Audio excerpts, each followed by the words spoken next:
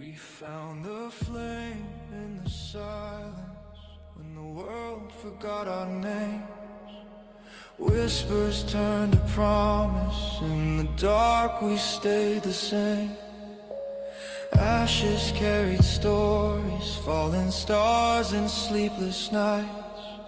Every scar became our glory, every shadow fed the light. We are the ones who guard the fire, through the smoke and through the fight, bound by truth, by heart, by wire. We keep the echoes burning bright. No crown, no fame, no higher name, just sparks that cut the endless night. We are the guardians of firelight. Broken glass and faded letters. Truth is heavy but it sings. In the quiet we are tethered by the warmth that justice brings. We don't bow to false horizons. We don't fade when others hide. We are born from fallen icons. We are flames that never die. If the light should fade away, we'll breathe it back, we'll make it stay. Every tear's a spark in gray. We guard the light, guard the flame. We are the ones who guard the fire, through the smoke and through the fight, bound by truth, by heart, by wire. We keep the echoes burning bright. No crown, no fame, no higher name, just sparks that cut the endless night. We are the guardians of firelight.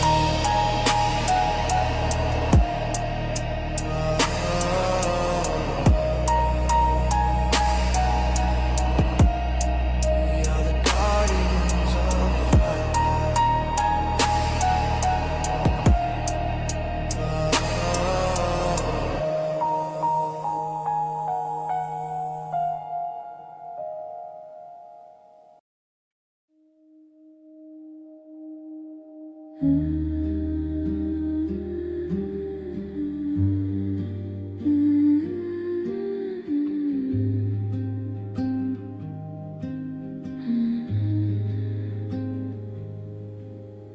Footsteps fade into the dark, names carved into the stars.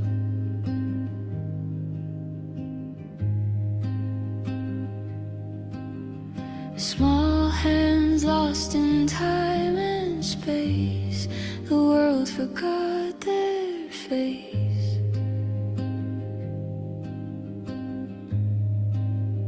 Every empty bed still sings, every mother still dreams that the door will open wide and love will turn the tide. Where did you go, little light? The night holds you too tight. I still call your name through the rain and wait for the sound again.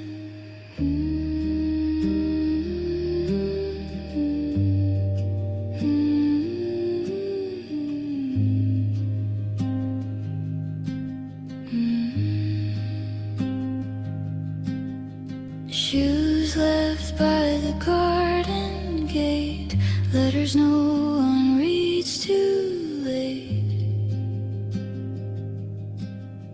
A whisper caught in the wind, if only only love could bring you in. The stars remember every tear. The earth still holds you near. In dreams I see you laugh and play. Then dawn takes you away. Where did you go, little light? The night holds you too tight. Still I'll keep a candle low for the ones we'll never know.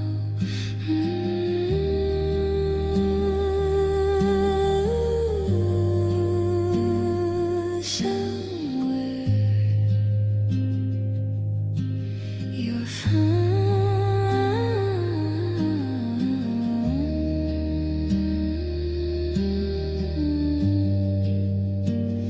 Somewhere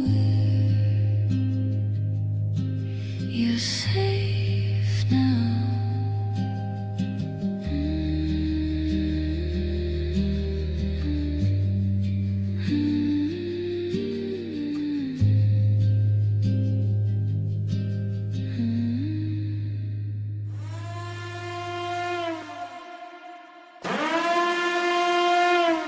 This is not a test. This is not a test.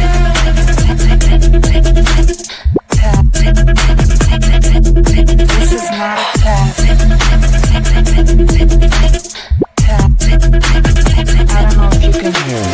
This is not a test.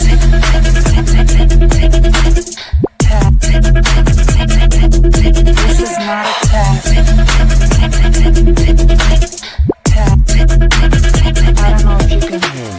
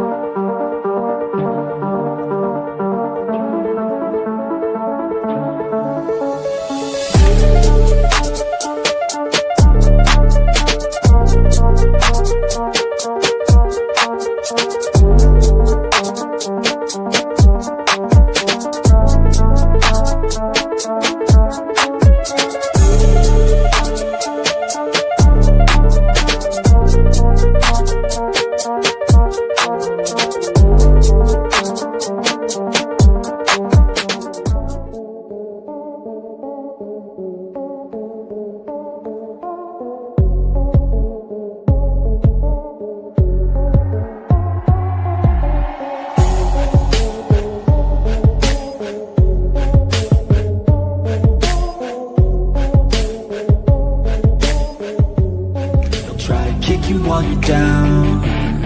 They wanna rise up while you drown. They wanna fill your head with doubt. They're silently scared that you'll figure it out.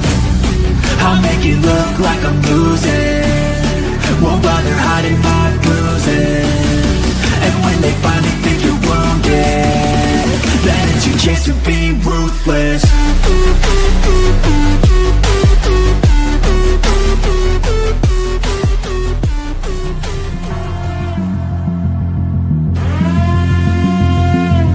This is not a test.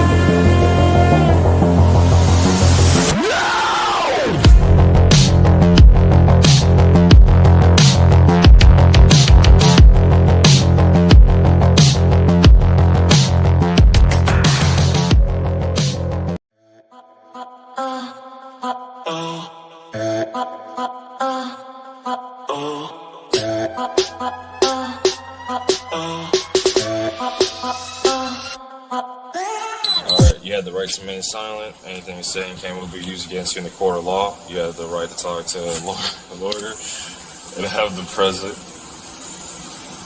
with you while you're being questioned. If you cannot afford to hire a lawyer, one will be appointed to represent you before any questionings if you wish. All right. You good, dude?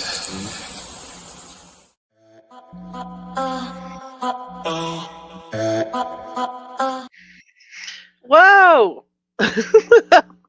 Whoa! Mr. Firelight's about to get into timeout. You good, dudes?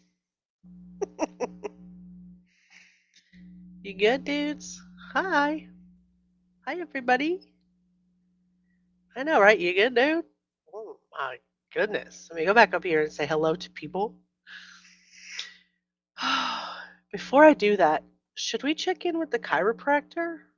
I think that we should. Let's check in with the chiropractor. All right, shoulders relaxed, arms across the chest. Big breath in for me.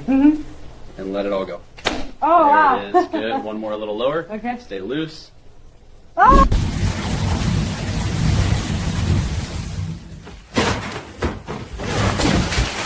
Wow, I love it. I love you too. Ricky, just relax that hip for me. Let the leg be heavy. Okay. Here we go. Oh. There it is. Wait, what are you doing? And now. Little spin. No. Are you all right? Yeah, I think. All right, just relax shoulders for me. A little twist, okay? 1, 2, 3. Whoa! Oh! Oh my. Oh. Follow my TikTok. All right, Mr. Dalton, just take a deep breath for me. And out. Good. One more little push here. Oh, what in blazes? Oh, sorry, wrong tool. Tool, that was a. Just relax for me, George. Big breath in and let it go. Here we go. Ah, good Lord, what was that? Just a firm adjustment. Give that a second to settle. Feels like a truck hit. All right, Miss Dorsey, just take a deep breath for me. Let it out. Good. Nice and easy right there. And push. Ah! Whoa! Oh, my Miss Lord. Dorsey, you okay? The neck traction carousel. Trust me, it's science. Oh, dear. Ready? Whoa, Here we go. Mercy. Feel that I'm stretch? feeling something. Little tap on the stool, that's normal. Ha! Watch the bones. Oh, that should not be so freaking funny. I said that last night and I'll say it tonight. Okay, so for the rest of the week coming up, if anybody sends me those AI shorts like that to my email, I will add it and we will play them. Should not be that funny. I think most of you have my email. If you don't, just check at the front of my channel. But it's aklovesjp1@gmail.com. So feel free to send them to me. All right. Southern Cats, nice to see you. How are you today? I saw Anders at the very beginning and it already erased it. It won't let me show it, but I know that I saw Anders. Hi. Waving. You have your headphones on? So nice to see you. Hi, Cindy. How are you? Cara, welcome in. Jenny Jen, how are you? Your little side-eye chihuahua. Aftermath. Behave yourself, please. Rubber Ramada, listening ears only tonight. You have company. You're glad everyone is here, though. I am glad that you are here as well. Anna Bonina, how are you doing? How are you doing? So the song, Where Did You Go, Little Light? As you know, most of you who've been in the chat with Allegedly Speculating, she does a little intro for The Missing. And so I'm going to take that song and kind of compose my own little intro for The Missing at the beginning of the lives from now on. So I wanted to introduce that song to you guys so that you could hear it and tell me what you think of it. So, a name here is here. Thank you for being here and hanging out with me and doing this. Oh, y'all are just talkative. Let me get down here to the bottom of the chat or we will never get started. What did you guys do today? Teresa, hi. That little dinosaur. When you're upset, imagine a T-Rex making something. I don't know what that is. You'll have to finish the sentence for me. When you're upset, imagine a T-Rex making the bed. Is it making the bed? That is horrible. They're going to share buckets of popcorn and watch the GIF wars. That's too funny. Mr. Hio about to get his devices removed and sent to his room. Correct. You didn't realize it was AI? Oh my gosh, it was so funny. It was so funny. Oh, yeah, Carl already knows. Lies and slander. Still putting up trees. 16, 17, 18 trees. 16, 17, 18 trees. Y'all recognize this lady? Talking about her the last couple of days. So, welcome back, my guardians, and congratulations. We have officially survived 2 full nights inside the mind of Diane Downs. If you're still here, that means one of 2 things.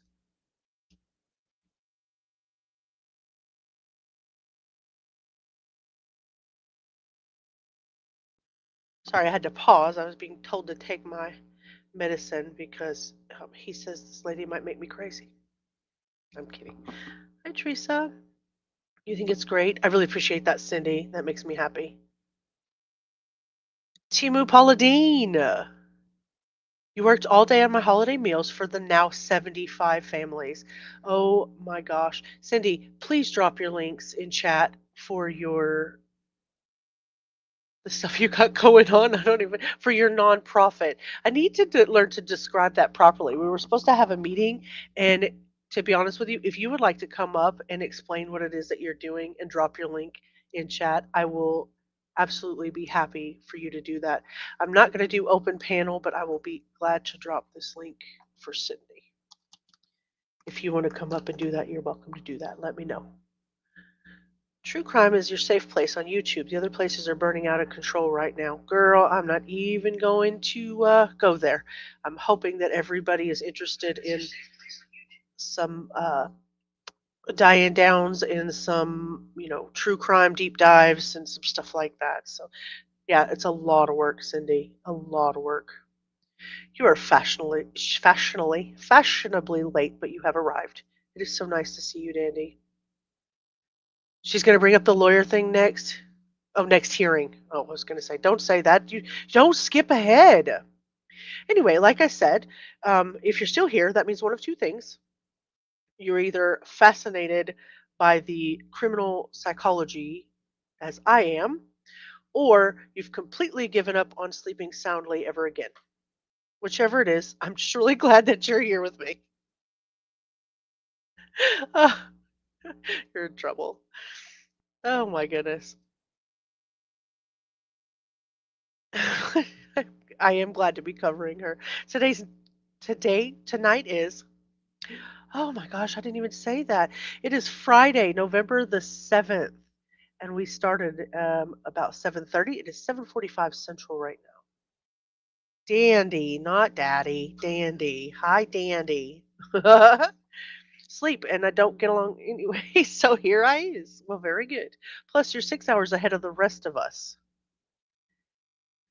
Tonight is day 3. We're heading back into the parole hearing. Same room, same woman, same delusions, but this time we're just going to look for the specific things. Well, we've already been doing that, but the specific psychological tells that she can't script her way out of. We're going to keep watching, do that. We've already seen her laugh when she shouldn't. We've seen her demand counselors who agree that she's innocent or she's not interested. We've seen her twist every single question into a new chapter of the Diane as victim novel. Oh, there you are, Cindy. All right. Pause that. Sidebar, squirrel moment. Hi, Cindy. Hey, Are you there? I've never done this before. I have no idea. I'm so glad you're here, Cindy. Thank you. Did you drop your links in chat so I can pull it up while you're talking here? If you didn't, I'll pull it up. No, I, I have a problem. I'm getting an echo and I don't know how to fix it.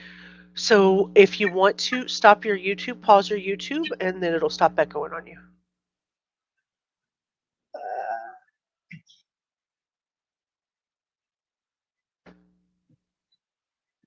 Cindy! I'm here because I like you, Teresa. 1:46 a.m., almost 7 hours into your night shift. Good to see you, lovely people, Dandy says. Cindy is trying to figure out her echo.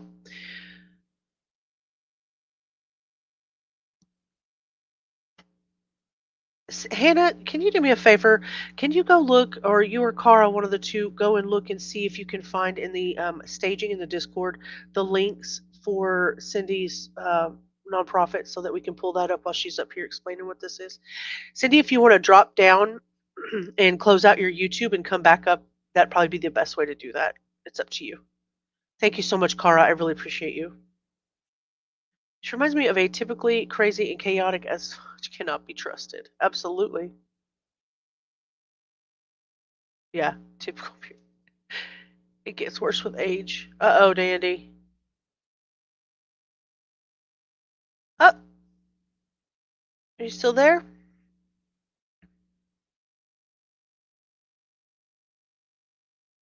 Uh-oh, we lost her. Here, let me put the link out here again just in case. In the meantime, while we're waiting for Cindy, basically, she reached out a while back and said that she had some things that she was trying to raise for some families for her nonprofit. And I am super excited that she's going to come up here and tell us about it because we've been trying to get together behind the scenes for actually a week or so. There you go. There's the Amazon wish list. And it says Parent to Parent Group Incorporated Holiday Sharing. Families in need of holiday cheer. The list is primarily for teens of our nonprofit Parent to Parent group for their over 12s. They're over 12s. Welcome back. Hey, I think I did it. Yeah, welcome back. So they just posted your wish list Okay. in the chat. And I just was telling them that that's your family's in need wish list for the kids that are over 12, right? Right. So Okay, so our organization is named Parent, the number 2, Parent Group Inc. It's a nonprofit that was started by myself and my late husband in 2016 with the concept of parents helping other parents along their journey, initially for kindergarten readiness. And then it kind of morphed into teens and tweens, and we got more and more families. It's 100% run by volunteers. Nobody gets a paycheck. Nobody takes any money from any of the fundraising we do. Since my husband passed away in 2022, sorry, that's a little hard for me. He was like the base of P2P, which he was able to go out and talk to people, carry the message of what we were doing. Our goal is to support parents through their journey and help them by doing workshops and activities with the parents and the children. It's not a place where you come and drop your kids off and then you come back when the activity's over. The parents are required to be there with the children, because if we want to see changes in our children, we first must change ourselves. So we have parents from all walks of life. We have single parents, we have business owners, we have no requirements to be a part of our organization, other than you have a child in your life and you want to support others or learn for yourself. I have a background in child development, childbirth, social work, whatever. I mean, I have alphabet soup. But the whole point of parent to parent group is parents supporting other parents. We do have families that are really struggling right now. So every year we've done a Christmas party with Santa. We've done Thanksgiving meals. And again, that's kind of morphed into now at, at the beginning of September, I had 60 families. And now we're up to 75. And we had to cut it off because I don't know that I can provide for more than that, because we provide them with enough groceries. It's going to last most families close to a week. So we do have a sponsor that helps us with the food for Thanksgiving. Our biggest need is gifts for the older kids, because we get gifts from Toys for Tots for the younger ones. And that's never been an issue, trying to get those kids covered. But people often leave out or forget the 12 and up group. And we don't want to leave anybody out if we can help it. So what we're asking for is, this is the first year we've done an Amazon wish list. Purchase something off the wish list, purchase something in addition if you want, anything from gift cards to some of the things on the gift list, like earbuds and things that, teenagers are into. Is The that other Joe? thing is Is where that the picture that's in the back? Is that your husband, your late husband? I can't picture in the back of where. Oh, it's in the are you on your phone? Maybe you can't see it. No, I'm on my tablet, and you told me to Oh, close. You close told your me to YouTube close. so you can't see it. I I can't see nothing. That's Um, okay. Continue your story. I interrupted you. Go ahead. I no, I feel like I'm rambling, and I don't want to take up You're not a bunch rambling. of This is time. important. This is important to you, Okay. and so it's important to us, and it's important to the chat. It's important to the community. So you're not rambling. You go ahead. Oh, okay. I went on my phone. Yes, that's my husband. Oh, it's amazing. I'm so glad that you are up here to explain to everybody what's going on. I'm really glad you did the Amazon The wish list this year. I'm really glad you did that. the just a little tiny background. The night that my husband was killed by a drunk driver on his Harley, and the night that all this happened, um, I called my mother, who's currently 94. So she had just turned 90. And I said, Mom, I have to close PTP. I have to close the business. And she said, whoa, whoa, whoa, stop. Don't do anything. And then we got through whatever. And my daughters all came together, because between Joe and I, we have 8 children, adult children. And we all came together. And I said, I can't do this without him. I can't function without him. And my girls said, and my boys said, Mom, this was his legacy. He told us every day, parent to parent group is your legacy. You have to make this happen. I want you to carry this on. I want you to give back to the community. I want you to take care of each other. And I want you to teach your children. So it's become a family affair. It's always been a family affair, because it's always been, sorry, the girls have always pitched in, when they could and whatever. And my sons have volunteered and whatnot, the ones that are here. Um, but now it's fallen on my shoulders to make sure all of this proceeds. And my eldest daughter has stepped up like nobody's business, and she's making this happen. It's So amazing. the families during the pandemic, we did parent cafe and talked about all the struggles that parents were going through and all the suggestions. And they came up with some, really good support for each other. And we did it virtually through Zoom. So we did kindergarten readiness, we did toddler time, um, we did teens and tweens, we did units of um, things like diversity and inclusion, and I'm trying to think of the one, anger management, like, and we bring activities to them that they actually do and learn from. And we have a YouTube channel, and we have a couple video clips up there that of different activities that we've done, so you can see some pictures if you want. But what we're asking for is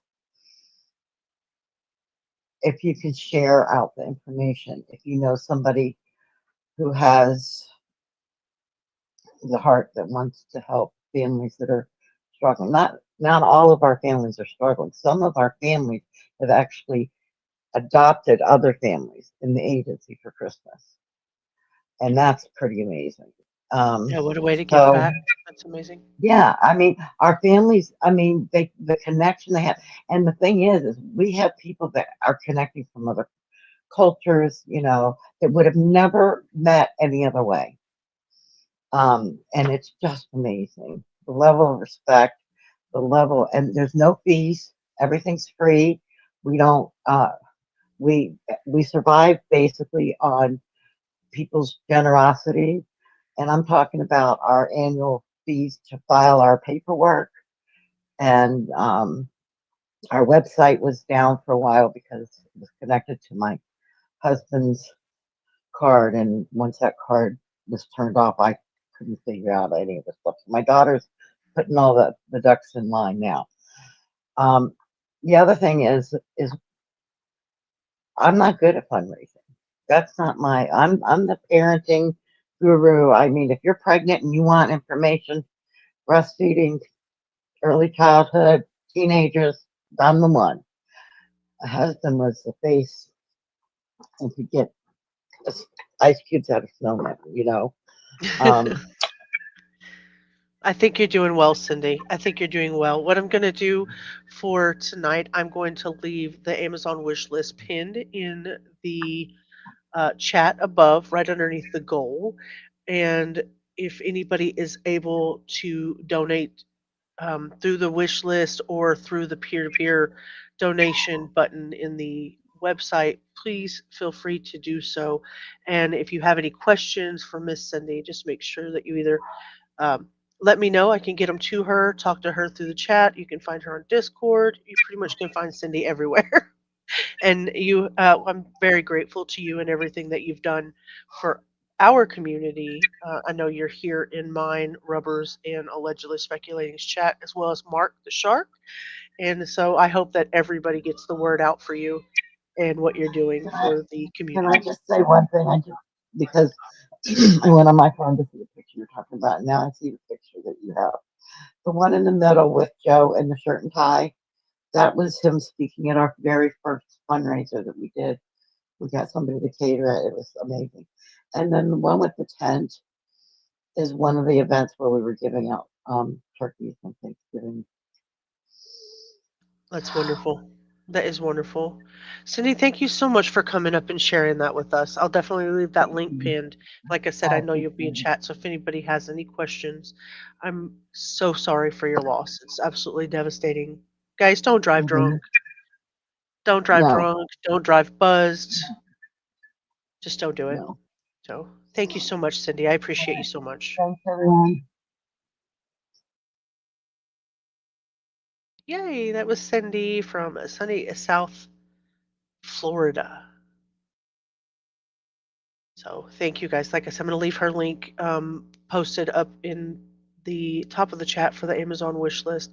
And Cara and Hannah, if every once in a while you'll just throw that link to her website down there, I would really, really appreciate that. All right, guys. What did Cara say? What happened, Cara? You're oh, people are getting arrested for feeding the homeless in Florida. You know, they do that here in Texas too, in Dallas. There's a couple of Christmases that we've been able to go out and actually bring food. We did McDonald's breakfast biscuits and their rolled morning tacos, whatever it is they call those, morning burritos.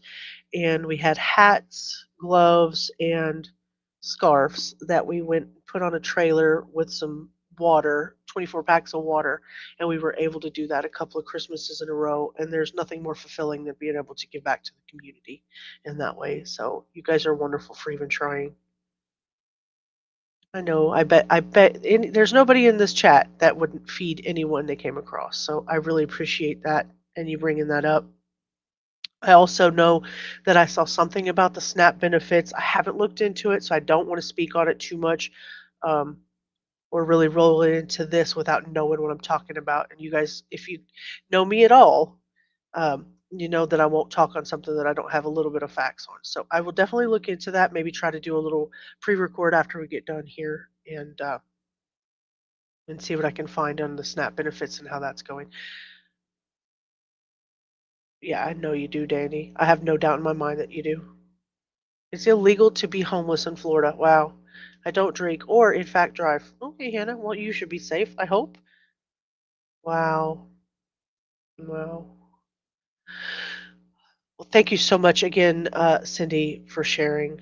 They have not been released as of today. I know that they were in the process of doing something and then it was in appeal again. So, like I said, I don't want to talk out of turn. So, I definitely will look into it before I figure out how to bring it up on the channel because I don't want to say something that's not true and then everybody get mad at me. All right.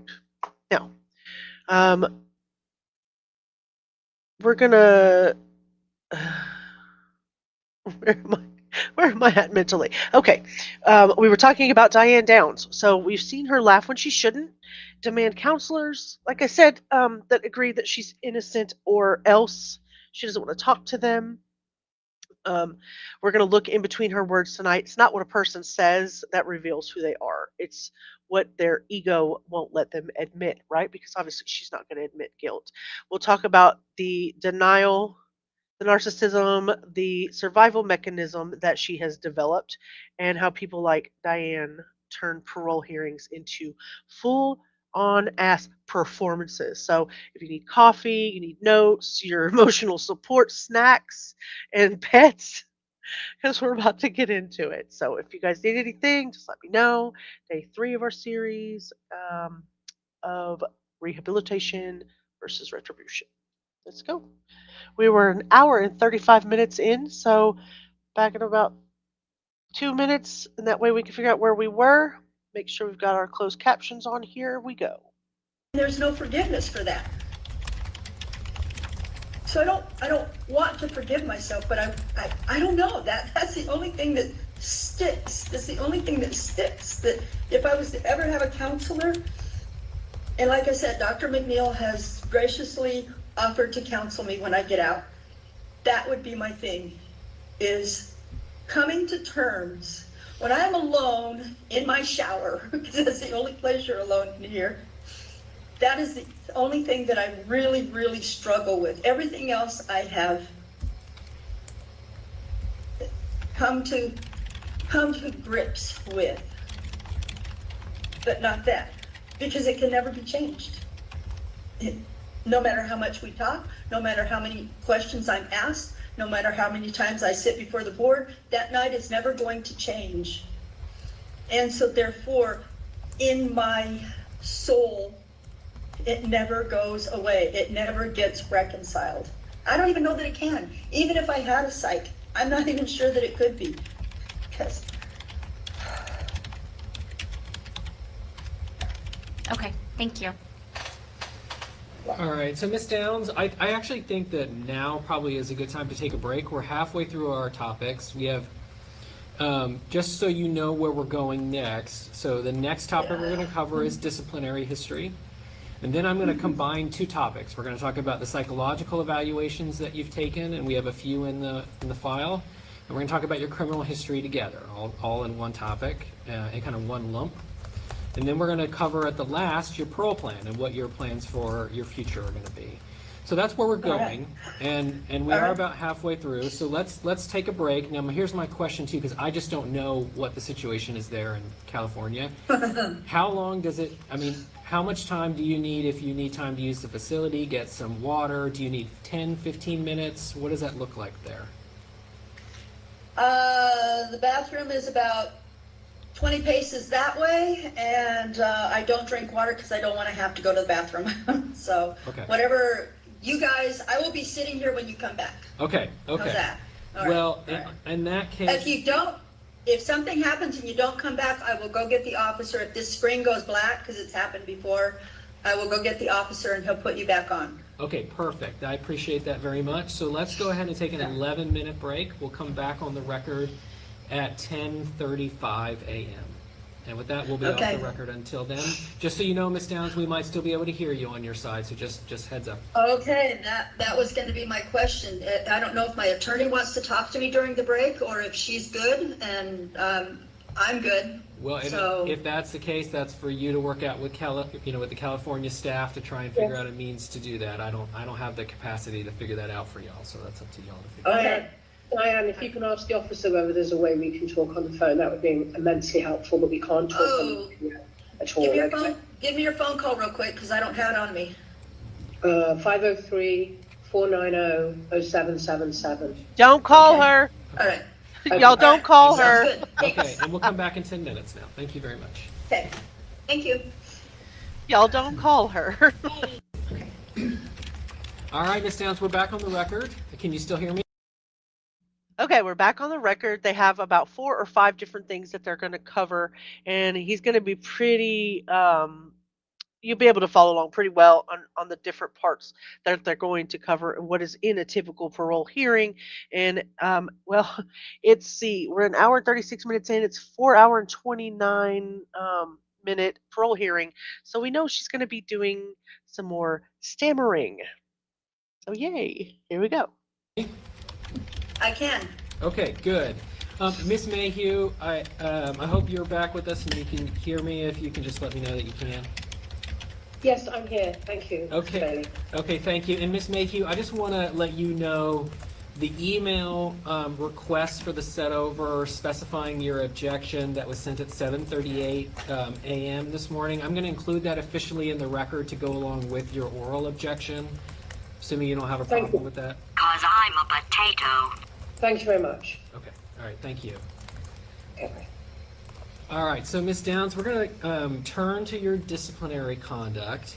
I have a few questions about some of the. Yeah. Go ahead. Can I say one thing?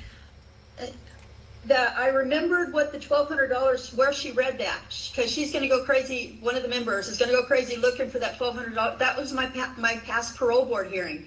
I had money back then. So I don't, but I have family support. My family, they're all fighting over who gets to bring me home like a puppy. So I have family support. You have the letter from my brother. He wants to he wants to show me, he wants to teach me how the world is now. And he has a home, he has a big home, and my mom has 4 bedrooms. So I have family support. I'm not going to be destitute, and I won't be on the street for sure. Heifer, why are you interrupting him? He's talking about he wants to talk to you about your disciplinary report, and you are preemptively talking to him about something he hasn't even brought up yet. Hello? Are you okay? Are you good, dude? Sure. So, but for that member's sake, that's where the $1,200, it was for my last parole board hearing. I had a bank account back then. Okay. So, or a prison account. So, all right. Okay, thank you for letting us know that, Ms. Downs. Again, we're going to, the last topic we're covering today is your parole plan. So if that board member has any follow-ups, I'm sure she'll ask them when we get to that section. Okay. All right. So for I mean, I was thinking more like I wouldn't call her a puppy. Look like an Alaskan Malamute, but not a puppy. Oh, this lady. Rubber, rubber, rubber! Stop it. Okay, I'm confused. I'm sure it was a distraction techniques. Up to next niece. English is hard. Words are hard right now. Disciplinary conduct, I have some questions about specific disciplinary episodes, and I'm just curious to hear kind of your side of the story on some of these. So in 1985 is when you obtained a DR for attempt to commit, possess, or manufacture the use of dangerous contraband. That's the DR where you were found to be involved in participating in drug trafficking in the institution. I'm just curious, can you tell me more about what happened in that incident? First of all, do you actually have the DR? Do you? Oh my gosh! First off, do you even have a picture of what you're talking about? Do you even have the report? Rude. She just laughed extremely loud that they were fighting over her. Oh, like I said, Malamute. Distraction technique. Abellis is back. She's the worst puppy. I hear she ain't even house trained. More like they're playing hot potato, you know? She wants to skip this part. Can you blame her? She's pretending like she doesn't know. Yeah, she can pretend. In my opinion, the board members know that too. Absolutely. Absolutely, I agree with you. They probably do. All right, let's find out about her intent to sell. Have it, or do you just have somebody's version of it? So I have exactly what you have in that hearings packet that we sent to you. That's exactly what we're going. Right. You don't actually have the DR. There was a male inmate in the Oregon prison who was a drug trafficker in the men's prison, and he. Oh my gosh! I just realized what she just did. I just realized what she just did. Yeah, her attitude changed. But she said, can I see the transcript? So if he doesn't have a picture of the actual DR, she can change that narrative to anything that she wants to change it to. She can change it to anything.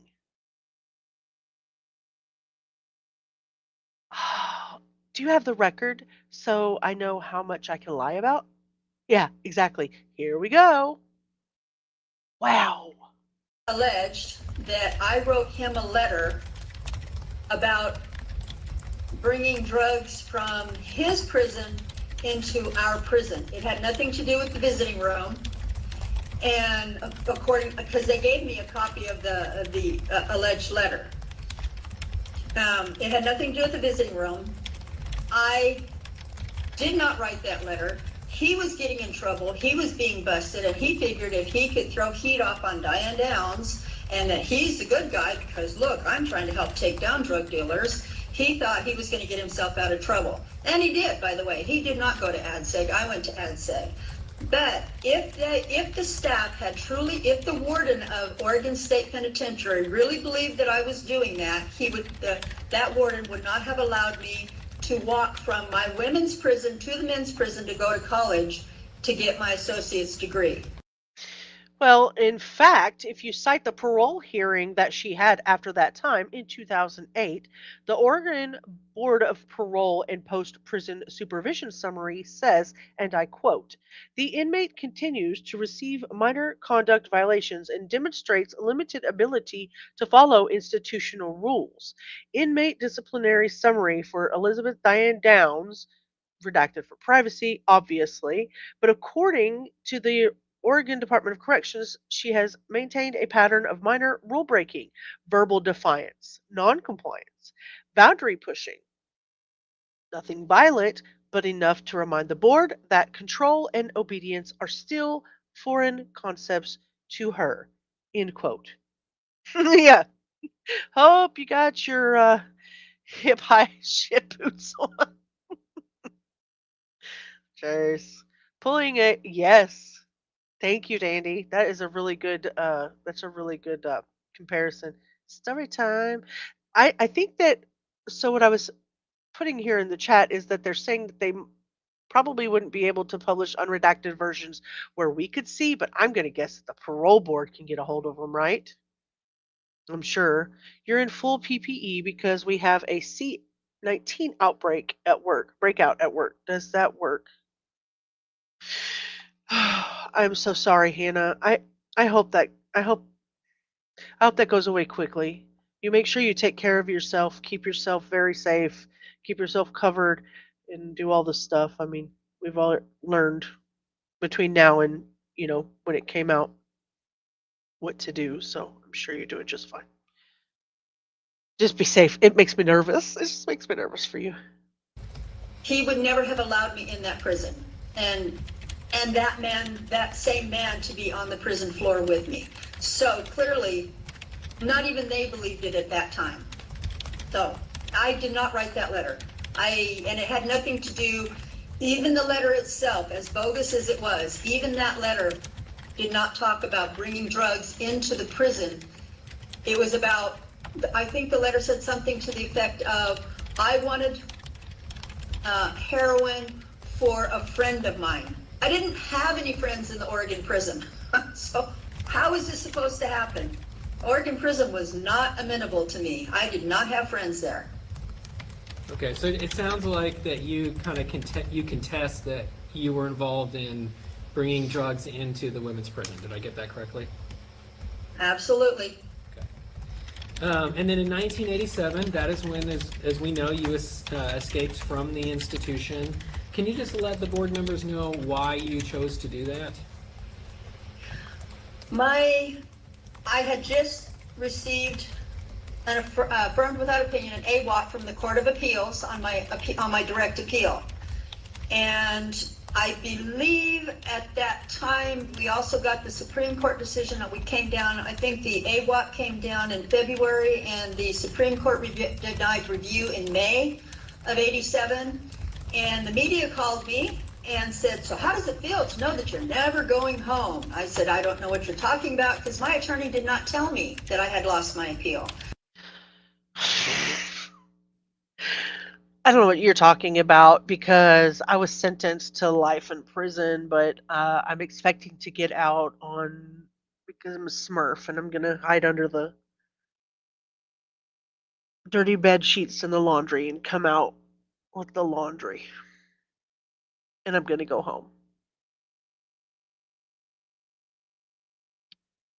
I didn't know I lost my appeal. He didn't tell me. I had to find out through the media. And so I thought that was it. And somebody had found a suspect in the case and that person had gone to the police and asked the police if they would investigate the suspect in the case because the police said they couldn't find a suspect. The police said, as far as we're concerned, the case is closed. Yes, because they had their man, quote unquote, their man, but their woman. They had their woman. They didn't need to hunt down any other suspects. They didn't need to look for a bushy-haired man. They found their person. They found their person. Ace, how are you? So nice to see you and your puppy. She's annoying. I would say, seriously, the furious typers in the back are making me giggle. That's why I have to keep muting it when your attorney didn't tell. No one ever said that. Or he had that time. Maybe she was looking for it. I mean, she wanted to learn it from the media, probably trying to figure out how to see it early. Ace, it's so good to see you. And so I left prison because I figured I would go find the suspect and do whatever I needed, tape record him, whatever was required to get his confession. And so Wait. Is she talking about her escape? I left prison because I was going to go and find the dude and get his confession? You've been BUSY? I'm glad you took some time to come in and see us. We've been missing your face. So she's talking about her escape. And so the excuse for her escape is so that she could go find the bushy-haired man, record him, and get his confession. Gaslighter, denier, doing anything to get your ass farther. Because I'm a potato. There was a girl won't use her name, it's in the police reports, which apparently you don't have. There was a girl that told me, my ex-husband will help you go find this guy, because I was talking to her, I was frustrated. And she said, You've been drawing, writing, and trying to get some content created? Sounds amazing. Sounds amazing.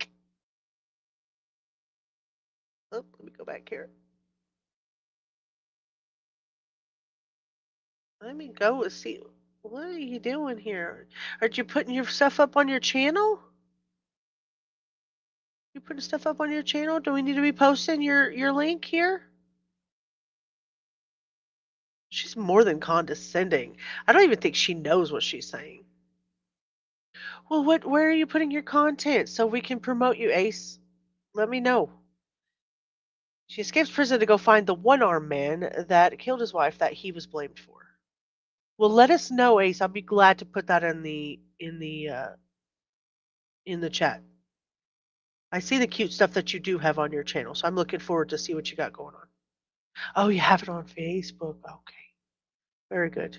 Well, hopefully you'll get it moved over to YouTube so we can see it. Definitely promote that. yeah, my ex-husband will help you go find this guy. And like I said, I wasn't liked in the Oregon prison, and this girl was being nice to me. And of course, being the codependent person that I was, and young and stupid, I trusted her. And so I went to go see her ex-husband. He did not have a car. He had a bicycle, a 10-speed bicycle. She didn't tell me that part. And so there you go. What the actual hell?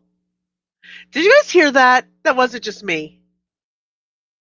Good, Ace. I'll be looking forward to it. Cara, I'm sorry. I missed what you were trying to say. So let me go back. She says, isn't that the plot line for the Harrison Ford movie, The Fugitive?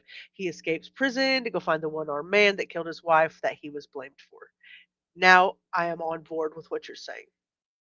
Now I am on board. You definitely do that. I would love that, Ace. She's really helping her case. Alligator Mouth is getting her hummingbird ass in trouble. I like that. Stupid. Stupid. Facebook or Acebook? I like what you did there, Dandy. That's greatness. All right, I'm just going to go back just a little bit. So she escaped with somebody who's going to give her a ride on their bicycle? Did we hear that? Whoops, that was a little too far. Just one little tiny bit. There we go. There was a girl, won't use her name, it's in the police reports, which apparently you don't have. There was a girl that told me, my ex-husband will help you go find this guy, because I was talking to her, I was frustrated. And she said, yeah, my ex-husband will help you go find this guy.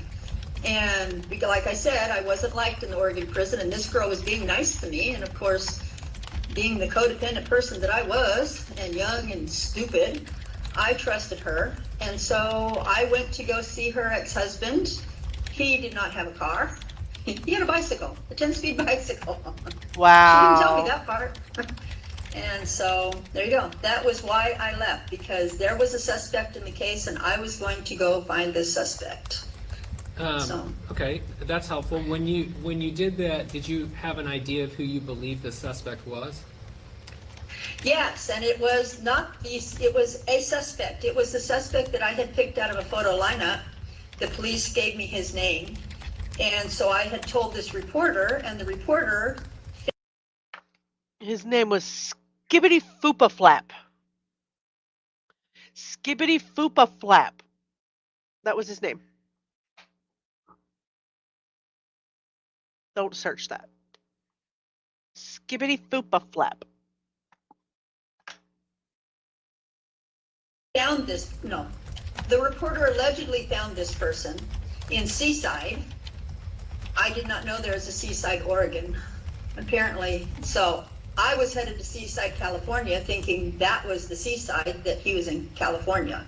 And that's where I thought I was going to go. And this girl's ex-husband was going to drive me there. And she had this whole plan. It was all worked out because, Diane, if you don't do this, you're never going to see your children ever again in life. And it broke my heart. And she had a plan. And so I executed it. And there you go. And that was it. And then there we are, the typical woe is me. It could never be my fault. There's no way.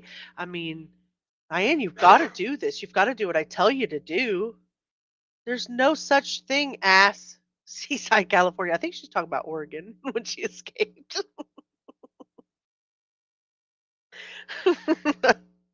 Oh, Lordy.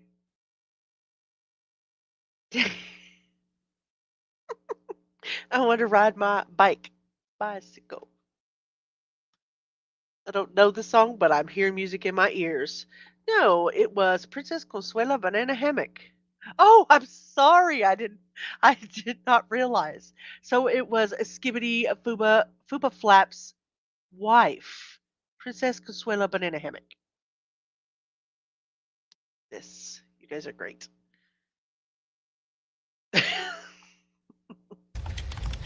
That was. Go ahead, sorry. Yeah. It was stupid. It was stupid. I got as far as his house, and that was it. That was it. It was stupid. And when they came to get me, I gave myself up, and I came back to prison, and I've never. There you go. Okay, so if you remember what we talked about yesterday, the reason that her children were adopted by the family that they were adopted by after the trial, um, they believed that they needed to secure a place for the children after her escape because they thought that she was going to try to come after those children. So she's completely in denial of any of that. She's using whatever excuse, and she may very well have met somebody in prison that wanted to talk to her about how she could escape, the escape plan. We'll never know what the true side is, right? But just knowing what we know about what she said about the guy that adopted her children, about how he just wanted to hide the children because it was somebody else. They were looking for somebody else, and they were worried about her children being taken by this guy, that the bushy-haired man that doesn't exist, when in fact he went on the record to state that once she escaped in the 10 days she was out, he was worried about her looking for her children. So there you go.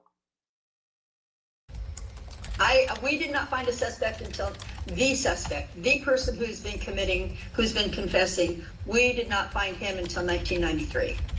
So in 1987, it was a waste. Okay. And who is the person in 1993 that you now believe, like you found, as the perpetrator? Well, he confessed. He's confessed to numerous people. He's bragged about it. This Give man us a has prison name. record going from the 70s. His first assault, his first crime, his first prison record was assault. His last one in 2006 was for assault. The man has been committing violence against Oregon citizens for 30, 40 years, 50 years, and 40 years. And he's the one that confessed. So, and he fits the composite, not just mine, but Christie's. So. And again, who is that, though? I'm confused who that actually is. Oh, I'm sorry. I used my daughter's name. I apologize. His name was James Clare Haynes. James Clare Haynes. Okay, I'm going to write that down. So let's see what I have found here. There has been none or never been a verified person who confessed to harming her children. Diane Downs has claimed at different times that someone else admitted to it, though the names and stories she's used have changed over the decades. Downs' first version of events told the police the night of the shooting was that she and her children were flagged down on a dark rural road by a bushy-haired man who demanded her car and then opened fire. She never provided a name. The police found no evidence or eyewitnesses matching that description. Her daughter, Christy, who survived, testified that her mother, not a stranger, had been the shooter. Her post-conviction narrative, around 1998 to 2000, while filing her federal habeas petitions, sorry, I'm ahead of myself there, she started claiming that the person who shot her children was a free soul affiliate. supposedly someone connected to a spiritual self-help organization that we talked about yesterday that she had attended before the shootings. She claimed that this man confessed or was at least known to the police, but she never produced a credible name or any kind of documentation that shows that he was actually, it's just an implication. So she just described him as a free soul associate and the true perpetrator whom police were protecting. The courts have reviewed her claim and dismissed it as speculative and unsupportive.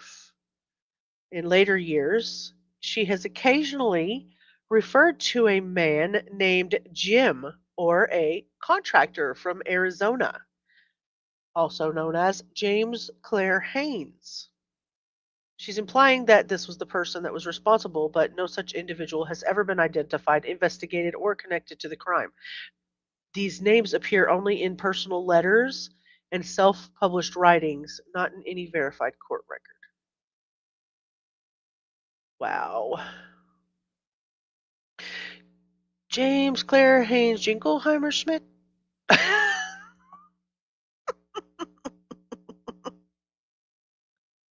Oh, the suspect. She's full of shit. Yeah. Oh, yeah. George Glass. Absolutely. Oh, we're just going to change her case to Diane Downs, the Revenant. Makes total sense. James Claire Haynes. Yeah. Should be by Ace Book. Are you sure it wasn't Jim McIntyre? If you know, you know. That's really funny. Oh, you remember this case? The parole is not warranted. Yeah, I agree. No, she's not getting out. That's my name too. I don't know about singing. Last time I sing, I told you I got in trouble. Kara, you're hilarious. James Claire Haynes Jingleheimer Schmidt. No relation to Skibbity Fupa Flap. No relation whatsoever. No relation to Princess Consuela Banana Hammock either. Stop it. James Claire Haynes.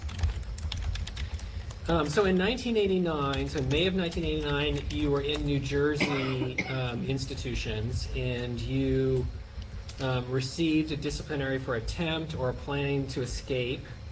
Can you tell me what happened in that incident? Yes. A guy named Robert Seaver wrote to me. He wanted me, I'd have to go back. After I came back from my escape, a guy named John Budke contacted me and wanted me to sign a release for...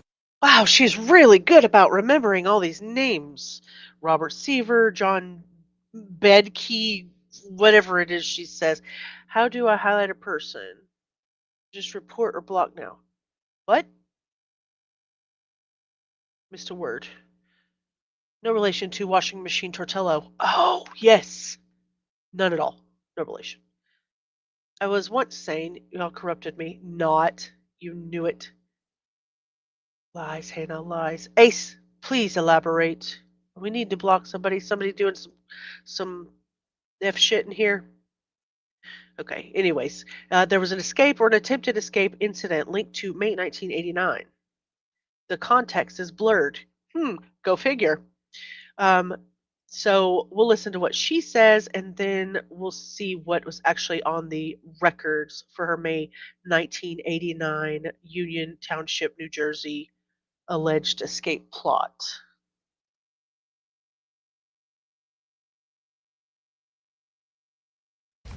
He wanted me, I'd have to go back. After I came back from my escape, a guy named John Budke contacted me and wanted me to sign a release for a media release so that he wanted me to sign a media release for Motown Pictures. I refused. So then he said, well, do a media release for me and I'll find somebody else if you don't like Motown Pictures. I said, I don't want any movie made at all. I'm not signing any release. Then they shipped me off to New Jersey. The CDC, or ODC, Oregon Department of Corrections, sent me to New Jersey. And while I was there, the second year, a guy named Robert Seaver wrote to me and said, I want to be your friend. Okay. And he goes, I think you should sign a media release so that we can do your movie. No. So then he wrote and said, I think we should get married. That way I can sell the story as your husband. No.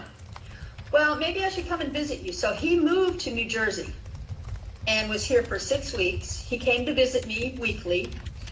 And every time he said, my friend John, again, John Budke, my friend John says that he can make a lot of money for us.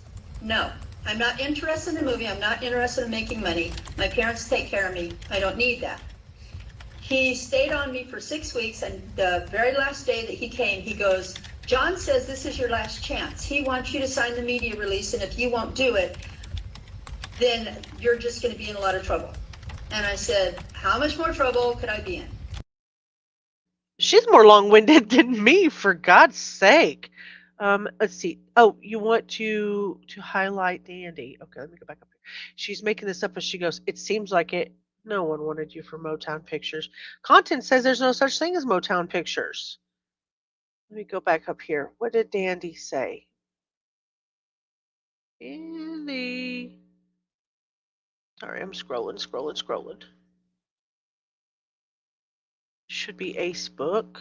What did you say?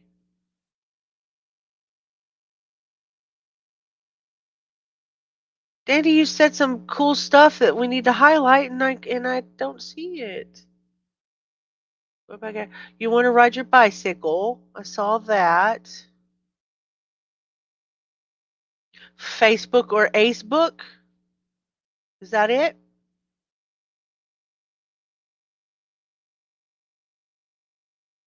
She's making this up as she goes. Is she trying to make it seem like she's insane? Is it far-fetched?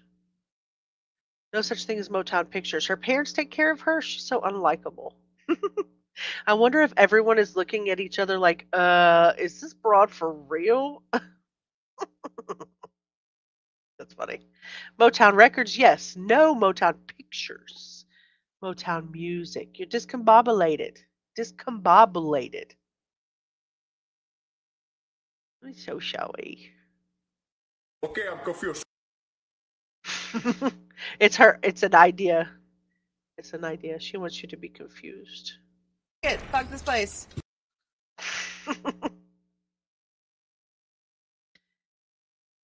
Oh yeah, that's what she looks like now.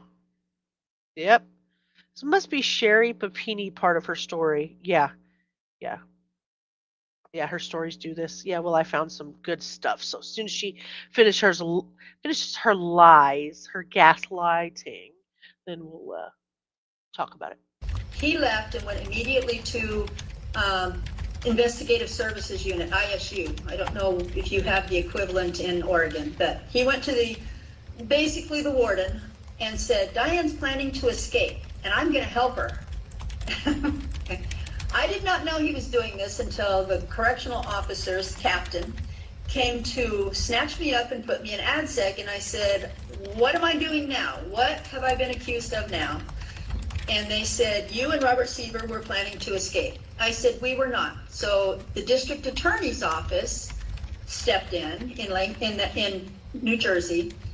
They gave Robert Seaver a polygraph test. He failed. Then the district attorney wanted to talk to me on the phone. They pulled me out of my cell. They put me in a little office. They gave me the phone. I talked to this man. I know his voice. I recognize his voice. And after we finished, he asked me a lot of questions about my visit with Seaver, everything that we're doing here. And then I hung up the phone and nobody came to take me back to my cell. And so I opened the door, looked down the hallway. It's a very small unit. Looked down the hallway and I heard that same man's voice. He had been talking to me from the cop shop from at the end of the hall.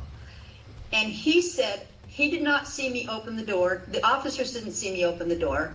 And I heard him say, this woman, there is no reason and no evidence to believe this woman is planning to escape. I refuse to bring charges against her. I went, okay. So I said, hello, and they came and got me, put me back in my cell, charged me with planning to escape, found me guilty, institution. I did a year in ADSEG behind that. But there were no state charges brought against me because the prosecutor said there is no reason and no evidence to believe this is true. Oh, are you done?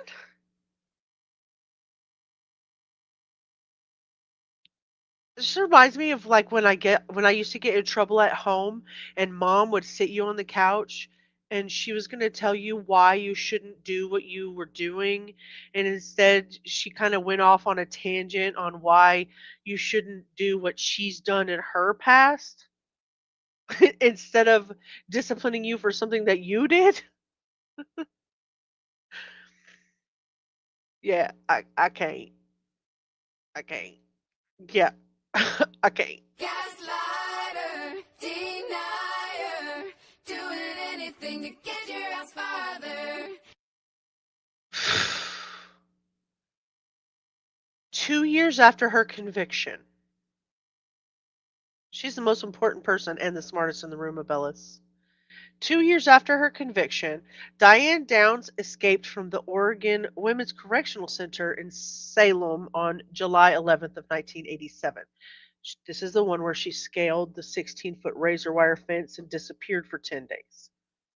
When they caught her at the home of another inmate's husband, she was 150 miles away. You remember she just told us that that guy, the girl, only had a bicycle. A bicycle. 150 miles away on that bicycle? I think not. I think not. Because she was pregnant at the time of her capture, her sentence was extended with additional time for escape in the first degree. After that breach, the Oregon Corrections classified her as a maximum security escape risk and transferred her to a federal facility outside the state to prevent another breakout. If you know, you know content. Some of these girls, they just do everything but the right things. Yeah, I'd be more like, sorry y'all all here having to talk about this and me, but there's none of that. None. Whatever I said right there didn't make any sense because I'm out of context of what you were trying to say. They like to hear themselves talk.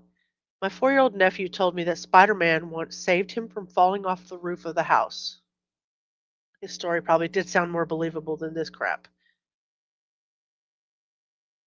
Nothing near that. By late 1987, early 1988, she was moved to the Clinton Correctional Institute for Women in Union Township, New Jersey. Oregon arranged this under the Interstate Corrections Compact so she could be housed in a higher security environment. She was there through the late 80s.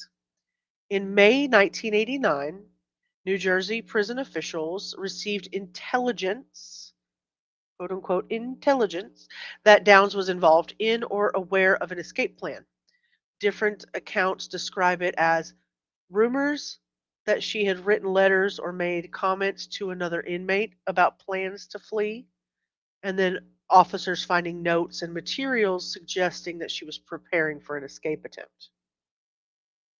So the investigation determined that while she had discussed escape with another inmate, there was no completed attempt, no break-in, no missing prisoner, but there was intent. She didn't attempt to, but there was intent to.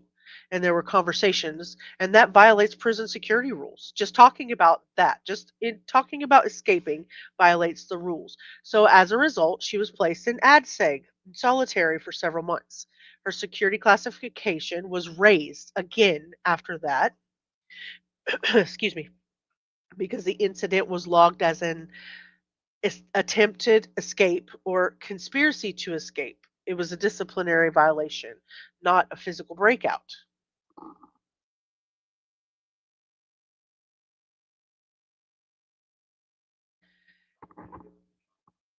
After the 1989 incident, New Jersey officials deemed her an ongoing high risk inmate and notified Oregon authorities. In August of 1990, she was transferred back to the Oregon Women's Correctional Institution. By then, it was restructured as Coffee Creek or the Salem facility. Since that transfer, she's not had another escape attempt on record. But there we go. None of this other BS. I don't know what all this other shit is she's talking about. Okay, and so what I have, and I want to make sure I'm getting this correctly. So what I have is that he said, let's see, that letters and transcripts you had given him via the mail, this is from the report, wanting him to purchase in preparation for an escape. Mr. Seaver voluntarily agreed to a polygraph examination. Mr. Seaver reported that they had discussed numerous escape plans. Some of the plans included that he would hire a helicopter and force the pilot at gunpoint to land in the South Hall yard while Miss Downs is on the recreation yard. It goes on to say Miss Downs. Are you serious? Did you guys hear that? And a helicopter? Who's gonna pay her? Who's gonna pay a helicopter to pick her up off the yard? Who's gonna pick her up in their fucking helicopter? That's wacky nonsense. Because I'm a potato. Mm-mm. Nope. Her director boyfriend, duh, from Motown Pictures. We're being punked. I'm serious. They're gonna pick her up in their helicopter in the recreational yard. Had given him a piece of paper with her listed yard times. He also discussed a plan where he would enter the facility undetected via Route 78 and would conceal a weapon near the visiting trailer. He would then retrieve the concealed weapon when he visited her. He indicated he would hire someone to assist in the escape, but he wanted to do the, quote, legwork, unquote, in preparation for the escape. So that's what a lot of what the report is saying, right? And so it sounds like you're contesting that information or those facts. Is that correct? That was a report given by somebody who knew nothing about the New Jersey State Prison. That report was given by somebody who don't know shit about shit, right? Exactly. It's a fantasy. She lives in a fantasy. It's obvious. So Annie Rule's 1987 book, Small Sacrifices, was a bestseller. Multiple studios wanted to screen it. ABC was the one who made it in 1989. It was a miniseries, and that's the one that you guys talk about with Farrah Fawcett. The project used the court transcripts and all the public records they could find. Okay? Producers did not need this heifer's permission or a media release to film this project. But in some of her prison letters from 88, 89, and 90, she would talk about how people had approached her about doing the movie my way. So those letters, quoted in some of the news pieces from the Register Guard and People magazine, show that she was fixated on obviously regaining the narrative. She wanted control of it. She was insisting that her version of events was being stolen by Hollywood. So she was telling all of the correspondents and the journalists that she could that a man writing to her from outside offered to, quote unquote, marry her so he could sell the story with her. He said he could make a fortune if she just signed a media release. Prison mail logs showed that she exchanged letters from a couple of different men who were quote unquote fans or supporters, but no one was ever identified as a fiance or a husband in writing, if you will. So she claimed someone pitched the idea, but there was never any evidence to show it.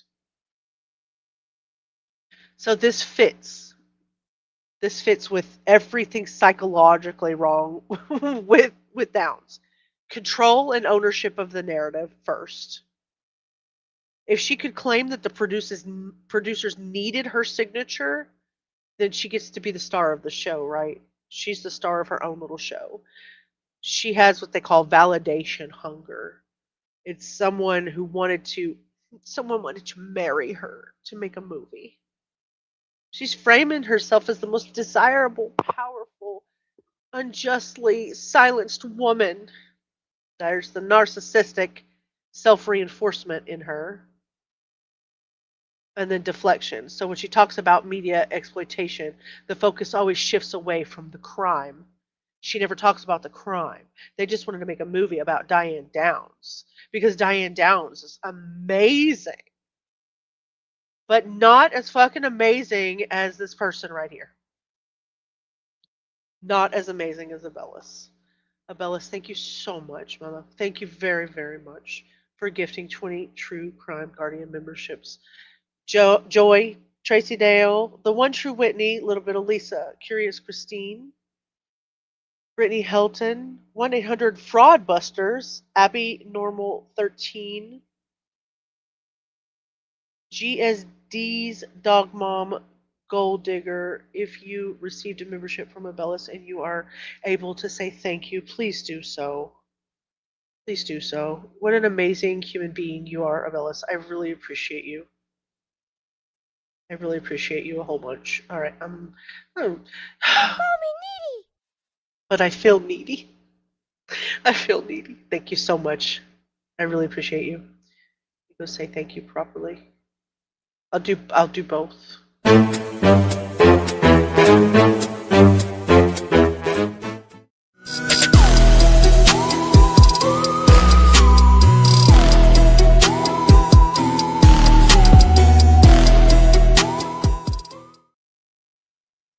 I really appreciate that. No, you're so sweet. You're awesome, Abellis. Adorable. Adorable. Aww. Free Diane Downs. Please. Cindy is very upset. Her heart is just broken for all the injustice. Abellis, did you find gold in them there hills? Ace! Thank you. Thank you so much for becoming a guardian. These new guardians. I'm so excited. Thank you so very much.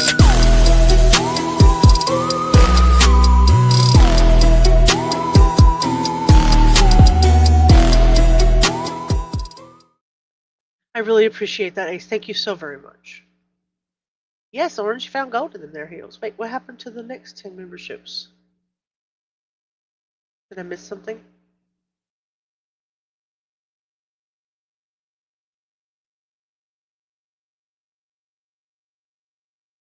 I didn't do so. Did I do something bad? About to go to war with YouTube. Did they screw you out of something? I didn't see anything come across. So if something happened, let me know. If I need to talk to somebody, I will. Content Angel, I do wonder if she thinks that if she pulls the wildest stories out of her ass, that'll deem her as insane and move her to a mental health facility. Oh, I got what you're saying. It only showed 10 names. What the halo? Oh, you're so right. Yeah, I only read 10 names. Rude. That is like the. I don't know what is going on with YouTube. I have no idea. I'm so sorry about that. Okay, and the 10 people that I didn't name, if you were gifted from Abellis, please make sure that you come in and say thank you. I don't know about what's going on there, Abellis. That's a couple of times that this is happening. Is it just my channel? Have you guys seen this happening on another channel?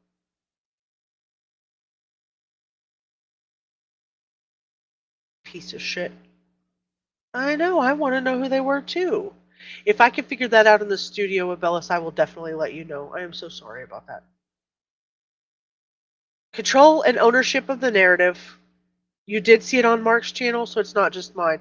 I'm gonna email them and just let them know.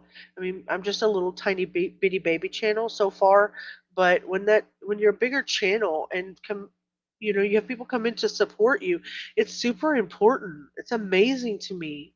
Like, yeah, that's rude. Rude. I really would like to know who the new members are so that I can say thank you for even subbing to my channel. Small channel or not, it's important. Each membership is important. Anyway, the story, like we said, the narrative that she's giving out, she wants control and ownership so she could be the story, the star of her show. The validation hunger, that's somebody who wants to marry her and they want to make a movie because she's the most desirable, powerful person. And then the deflection. So when she's talking about the media exploitation, it shifts away from the crime of what happened to her children. So by the late 80s, which is kind of where we're at now progressively, Diane Downs is just rewriting her whole friggin' life. She wanted editing rights to the movie. She said somebody approached her and wanted to sign a media release and even marry her so she could sell her story with them. But there's no proof that that ever even freaking happened. That person never even existed outside of her letters. So it's classic Diane. When she can't control the truth, she turns it into theater. Not as theatrical as YouTube is about to make me for not showing who my gifted true crime guardians are. That is infuriating. Ace, thank you very much for the gifted 5 true crime guardian memberships for people that I don't know who got them. Ugh, so very frustrating.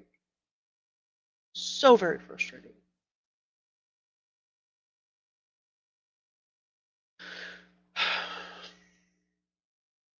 We try not to get angry. Thank you so very much, Ace. Thank you very, very much for the 5 gifts.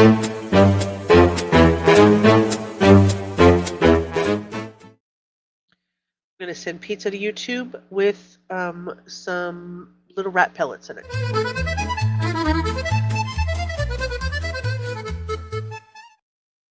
Figure it out, YouTube. It's rude.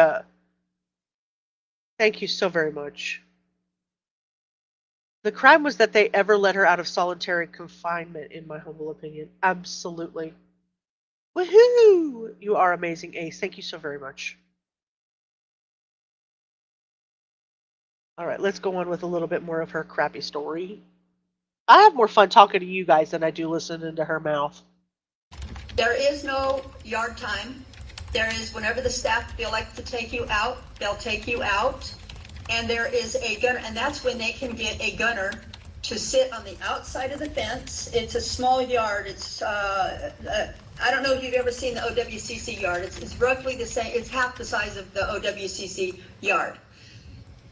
He sits there with his shotgun drawn and cocked at all times. I could never know what day I was going to go to yard. I could never know what time I was going to go to yard. And there's always an armed guard sitting there watching us in an area that is roughly the size of 6 living rooms. Didn't stop you from escaping the first time, Heifer. You climbed a 15-foot barbed wire fence. Come on, we ain't stupid. Cara, have a wonderful night. Thank you so much for coming in and hanging out. Hopefully we'll be able to do this again soon.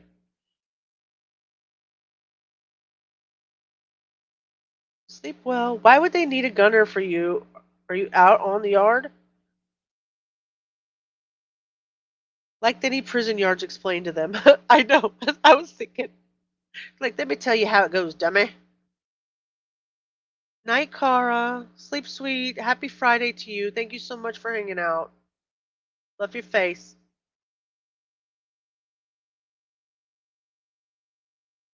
Where is that? I know I had I love your face in there. I love your face. I love your face. Love your face.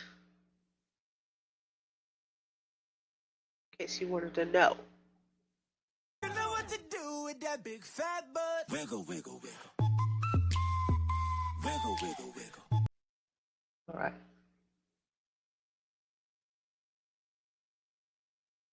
She's wiggling out the chat. Cara's wiggling out the chat. I'm back here in the studio. I'm going to look back here. I'm looking back here at the memberships to see. I wanted to ask you guys if anybody has seen or plans to see Twisted Quill. Keep her in your thoughts. She is going through I don't want to say too much because it's not my place to do so. She did post publicly in one of my in one of my comments. She's going through radiation. It's taken a lot out of her, so she's not been in our chats as much as she used to be. And she's really enjoying the Diane Downs stuff through her things that she has going on. I don't want to be rude. Anyway, she was a preteen when this occurred a long time ago, and she's just going through some things. So if you see Twisted Quill, just keep her in your thoughts, if you would. And fuck cancer. All right, let me see over here. Let me go in here where these memberships are at and see if I can't see who got them. Thank you, Hannah. You're such a sweetheart. Okay. All right. I think I found it. I'm going to share this tab, and I know I really shouldn't do that because you're not really supposed to share your back end, but I am going to because I want to know who these people are. And Abellis and Ace and everybody who gave ought to be able to see who was gifted. Gold Digger, a little bit of Lisa, Ace, Tracy Dale, Abby Normal 13, Curious Christine, Brittany Helton, Joy, 1-800 Fraudbusters, The One True Whitney, Dog Mom, which we did see. Page. Edith, Mark. Where did it go? Oh, Edith, Mark. Crackerjacks. William, Santiago, Luis Cuevas.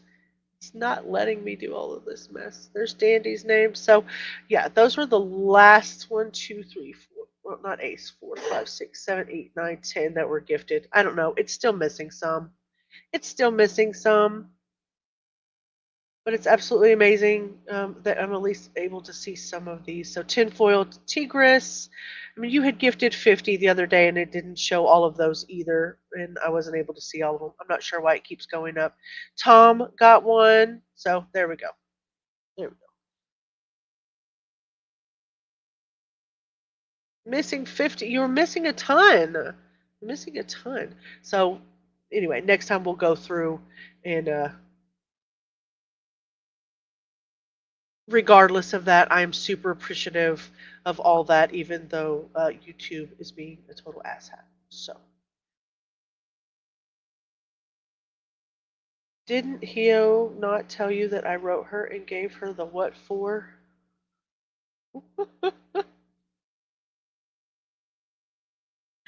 Tom of Only Fins.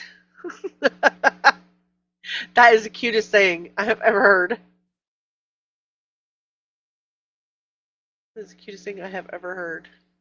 Take a palette cleanser here to see if I can't find some artwork that I would love to share with you guys from an email that I received.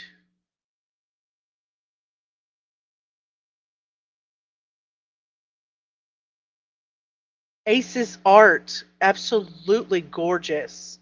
This is absolutely gorgeous. Can I share this? You did tell me that you wrote her. Yeah. Yep, you did tell me. Rest in peace, George. Rest in peace, George. Is that okay if I share that? Okay. Okay, good. I don't want to do that without your permission. This is art that Ace made. Look at this. I can't draw stick people. This looks so relaxing.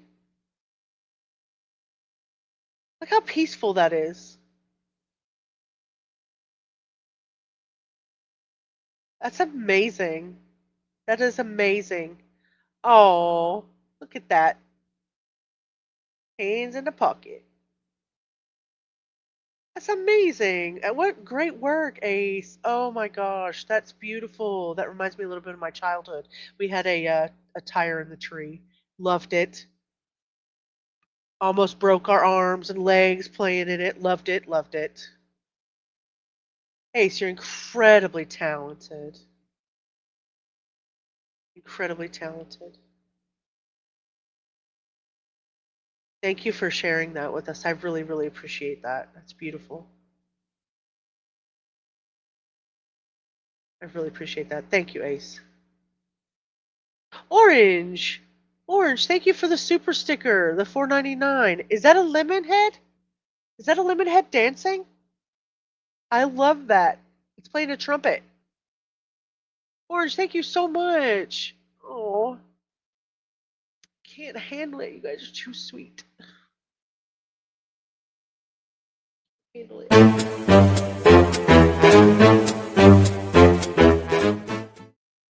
Thank you, Orange. I really appreciate you immensely. Thank you so much. Hannah got milk. She needs some milk. Ace, do you have an Etsy shop or anything? Not yet. Get it up there, girl. Get it up there. John Lennon passed on your birthday? Oh, rest in peace, John Lennon. Yeah, good idea. Etsy. Redbubble. Etsy costs a little bit to get started now. Try Redbubble too. Try Redbubble. Etsy does cost, and sometimes they do little weird stuff. Rest in peace, Jorge. All right, guys, let's get started.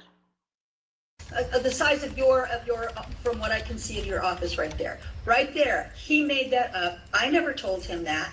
He made that up. Clearly it was false. He also said that he wanted to go hire, to get a helicopter. That wasn't me. He wanted to go get friends to help him do this. That wasn't me. Everything he said was about him. And that's why when the prosecutor gave him the polygraph test, he failed because he made the whole thing up. The whole thing was fabricated. The whole thing was fabricated. So, you know, I'm a little curious. I want to make sure I'm understanding this correctly. So in 1987, when you escaped, you were in the home. You were found in a home with a few different people. And one of the individuals, I thought I saw his last name was Seifer, and then this individual is Seaver. Is this the same person? From you would think that, but it's not. Seifert, Seiffert. Seiffert.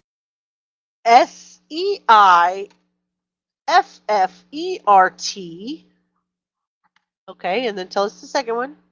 Was 1987. Seaver, Seaver, was in 1992. 92? I could look it up, but it would take time. It would waste time. Hi, Whitney. But 92. The Seaver is Seaver. Hi, Whitney. You got thousands on Etsy, plants and office garb. Don't shop, save money. Yeah. Etsy's great. What would the Etsy or Redbubble be for? You could sell your art, Sweet Pea. There are people that would buy that. Like I said, I can't draw stick people. Put it out, girl. You'll see. Give yourself a chance. The one true Whitney in the house. Whitney? Whitney, you're green. Bella's turned you green. Streamer Awards voting ends at midnight. I nominated you for the Sapphire Award and the Rising Star Award. What? I've never even heard of that. Me?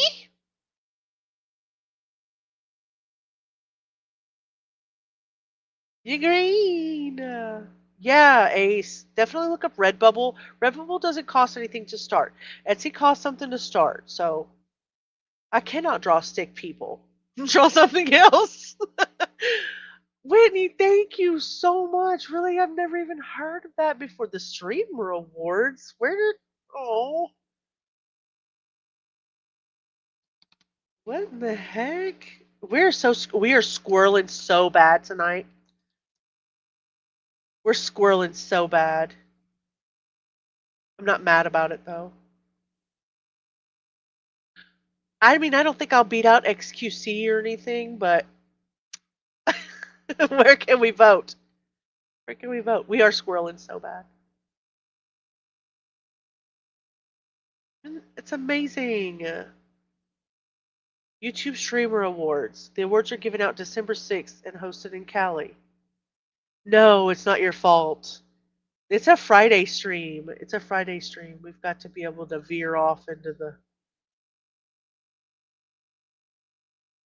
Yeah, Whitney. Yeah, you can. One sec. Let me fix you.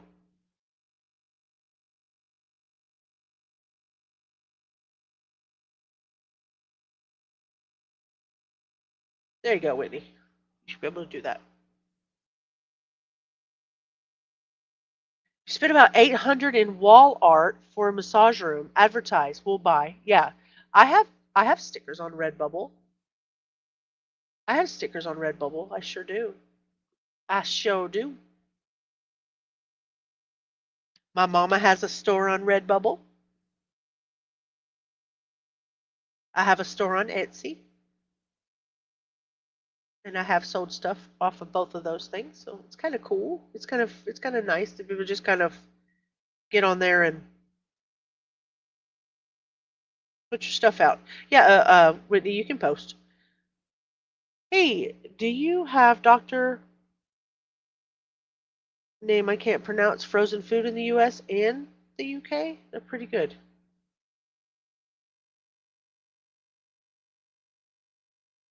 I've never heard of that brand. That doesn't mean it doesn't exist. Let's share this tab. What is this? What is this? Stop. You don't want to close this without reading first. Join us for an unforgettable experience at the Streamer Awards 2025 and be part of the excitement live. Limited tickets available. Secure your spot. Wow. Otker. Dr. Otker. Thank you. Like Arkansas. Okay, let's see what this is. Enter a nomination for each of the award categories below. The Streamer Awards. To be considered for any award category, nominated streamers must have streamed for at least 200 hours total in the past year. To be considered for specific award categories, strategy game, Minecraft, etc., nominated streamers must have streamed content relevant to the category for at least 100 hours. Yeah, I will. I could do that. Log in via Google and you can nominate YouTubers. There are 35. How cool! Nominations close on Saturday, November the 8th. That's amazing. So there you enter your nominations.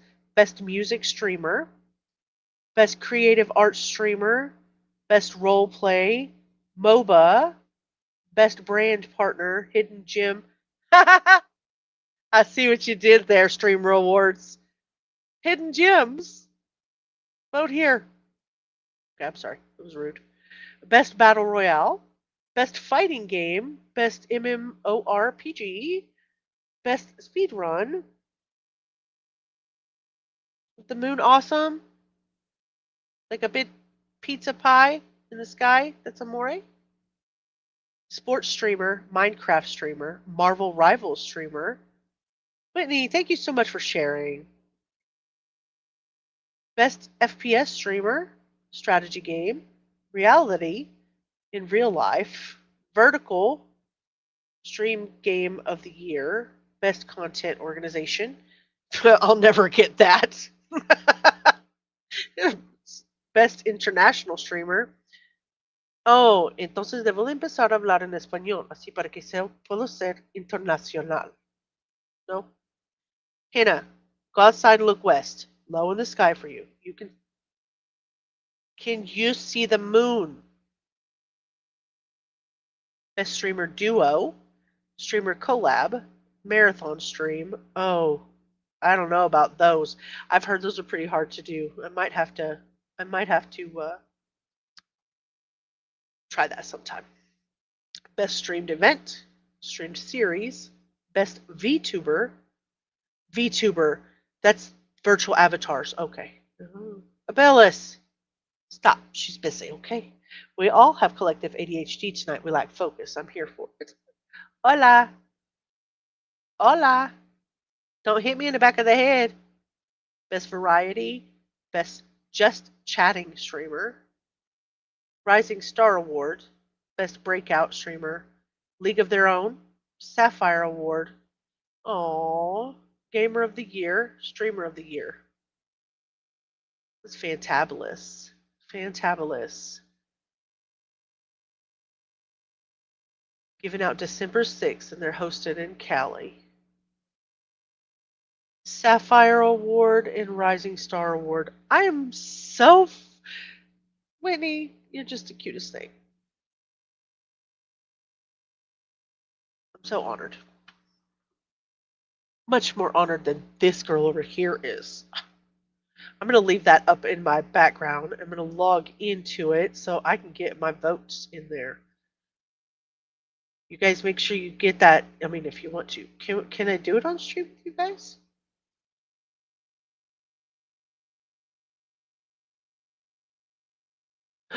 You guys want to do this together? You want to vote on here together with me?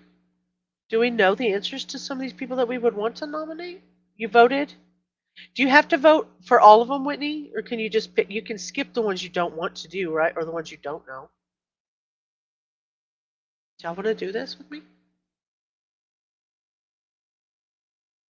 Best music streamer. So that's a streamer who creates the best music content, showcasing talent such as singing. Okay, I already know who I want there. I already know who I would vote for that.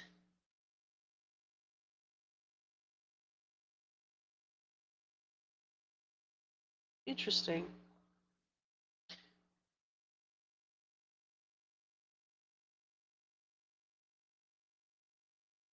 So if I were to go like that, and you just like leave it there, or do you hit enter? You hit enter?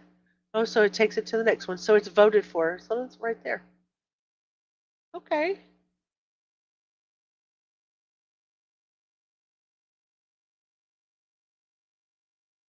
The moon looks exactly like that right now. Like a little tiny cheese curd in the chat. That's amazing. Okay. I'll put this to the side. I'm definitely going to finish doing this. Thank you so much, Whitney. Oh, my love. You're so sweet. Thank you so very much. Oh, I'm so humble. That's so exciting. Even that my name is there, I'm like just so excited. That's so great. You guys are amazing. Thank you. Looks like a tiny cheese curd. Okay, let me put the streamer awards to the side. And all right, let's go back to Diane here.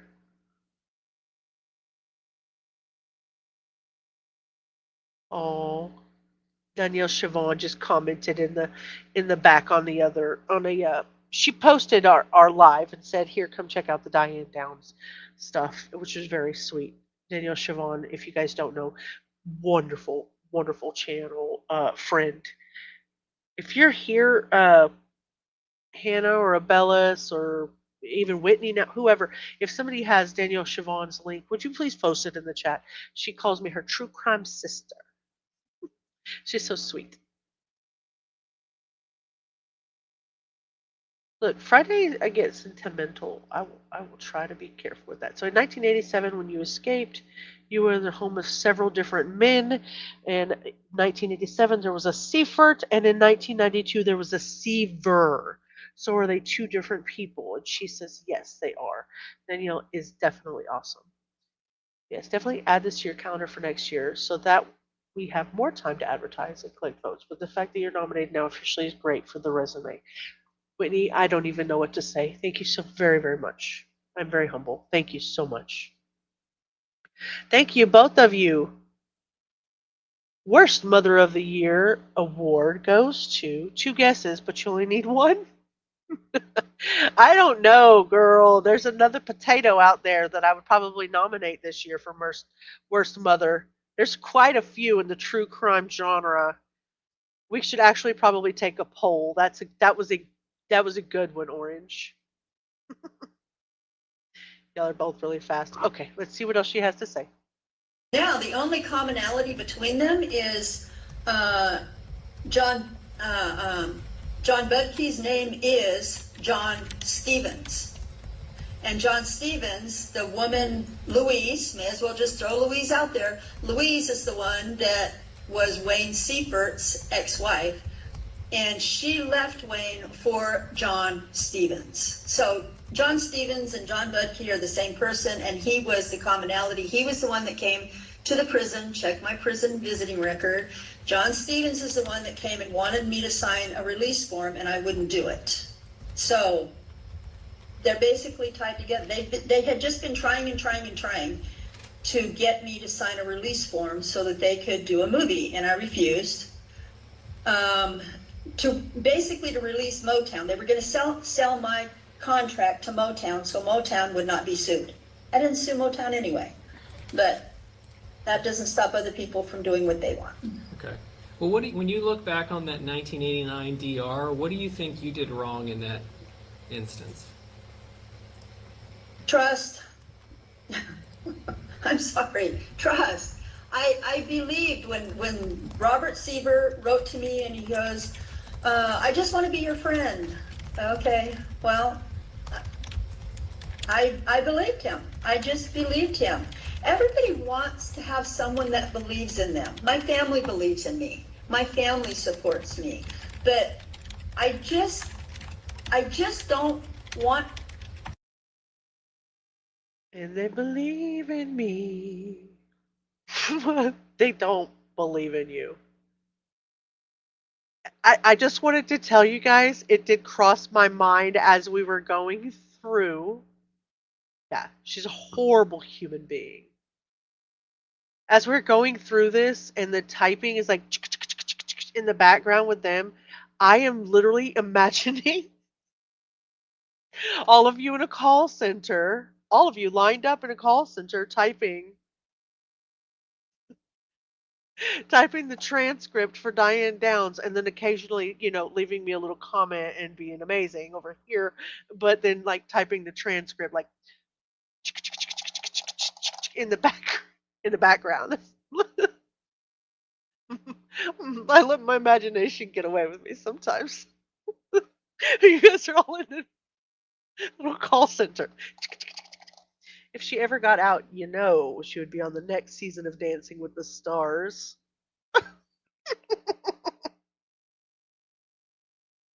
Thank you for calling Abellis. How may I help you? She totally would try out. Derek Huff. She'd have to dance with Derek Huff. Absolutely. Nobody wants to be alone. Nobody wants to be reviled. Everybody wants to be believed. And when he wrote and said he believed in me, I believed him. And I was dumb. I was still inexperienced in the ways of prison because in Oregon nobody liked me, so I didn't really learn anything except to avoid the verbal punches. I didn't learn anything. I didn't learn anything until I came here, and I had friends who said, Diane, stop being a dumbass. Okay. So they're real with me here. They tell me, if you're messing up, they're going to tell you you're messing up. So, yeah. All right, well, thank you. And then in 1991, so that's when you had another, again, also I believe in New Jersey, another attempt or planned escape, DR. Can you tell me what happened in that instance? Yes. I was minding my own business in my cell, and they came and pulled me out, put me in ADSEC, and I said, now what? They said that I was planning to escape with an officer and that I had a light blue denim romper, sleeveless romper, which was... Diane, never say the word romper again. Ever. Another alleged escape in 1991. It never materialized into an actual breakout, but it definitely reinforced the classification as a permanent high-risk inmate and solidified the state's position that she would never be able to be safely placed in a less secure environment. They reportedly received letters and intercepted communications that indicated that Diane had been corresponding with an outside supporter who was allegedly offering to help her find a way out, quote unquote. They were described as coded letters or suggestive references about a plan and movement. Prison officials took the communication seriously because of her past history. They opened a security investigation, assisted in reviewing her mail and her visitor logs. They didn't find a physical escape material like tools or maps or anything, but they determined that the correspondence showed an intent qualified as a escape conspiracy under the prison administrative rules. Hiccup, hiccup, or burp. Yeah, don't ever say romper again. It was a rare true statement, she said. She didn't learn anything. Still hasn't. Thigh high, no legs. It was thigh high. And that I could. Ew! Ew! Okay, I'm gonna go back. Ew! A thigh high romper with no legs?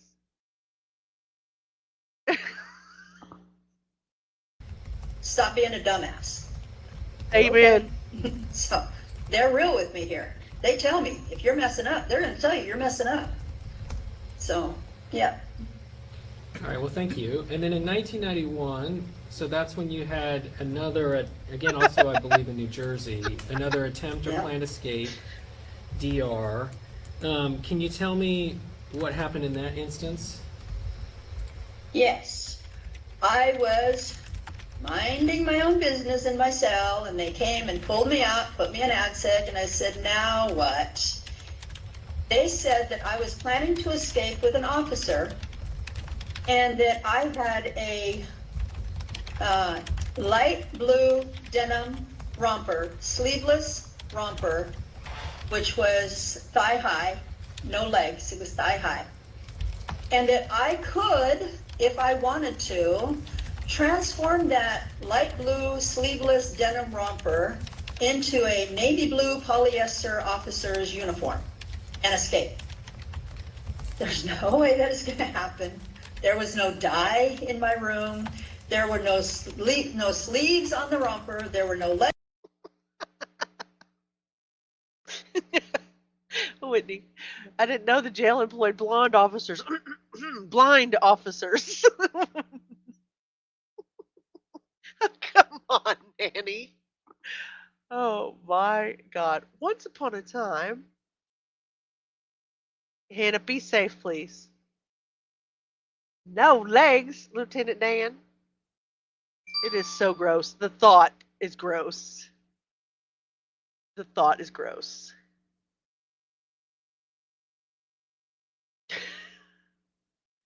Planning to escape with an officer while wearing a thigh-high, sleeveless romper. As if I'd be running through Salem in a romper with an officer. That ain't me, y'all. That ain't me. Fuck is she laughing on about now? I'd never be caught dead with an officer in a romper. A thigh-high, sleeveless romper. Velvet blue.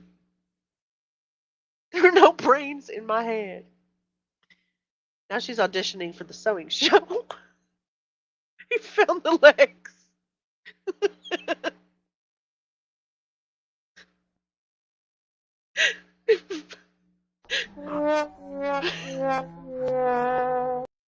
Google it. Google it. Google it.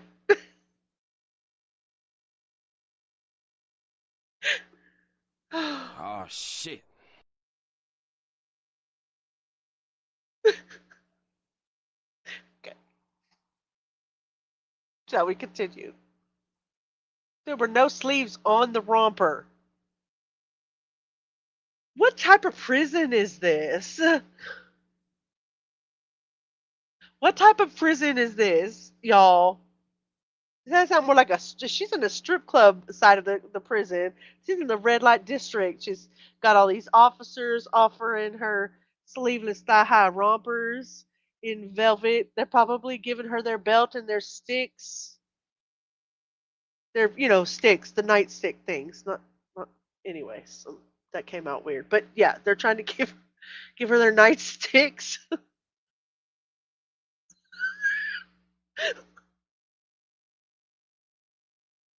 She just so. I'm gonna get myself canceled. Apparently, she's in jail for the music.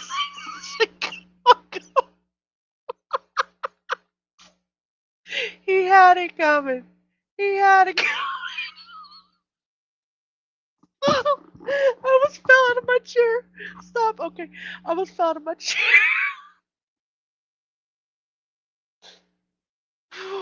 Shit.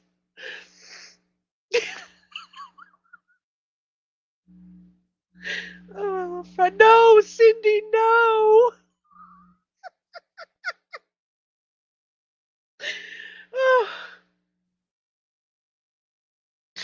If we're going to hell, y'all get on this train with me.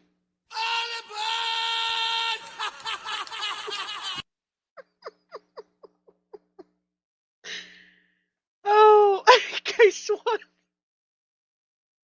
Welcome in, case one. You're not late. You're right on time. You're right on time, right where you're supposed to be. Okay. Let me tell you, case one, what is happening. I'll tell you what is happening. Ew. So, basically, you're on the. Oh. You were already on the front of that train? Oh my goodness. So basically, what's happening, case one, is that according to Diane, they're falsely accusing her of planning to escape with the prison staff. And the prison staff had told her that she'd fit right in with one of the officers and easy to escape because she'd be able to escape because she was wearing. I cannot even say this out loud. She's wearing her velvet blue thigh-high sleeveless romper.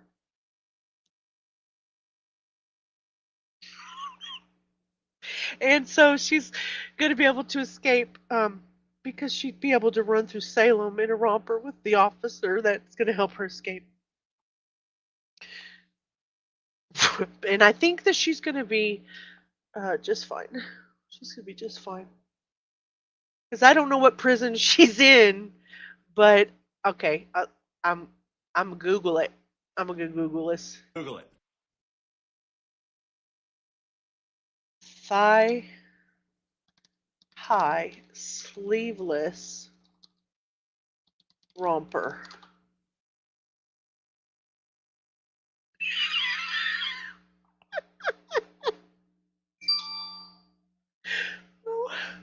Hold, please.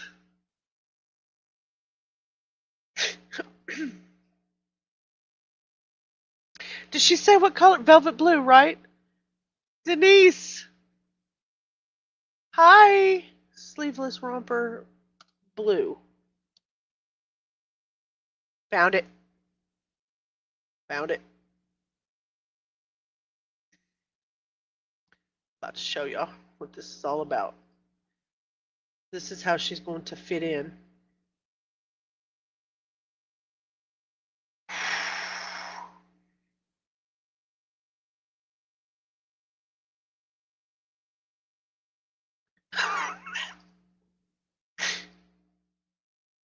I'm gonna have a hernia by the end of this one.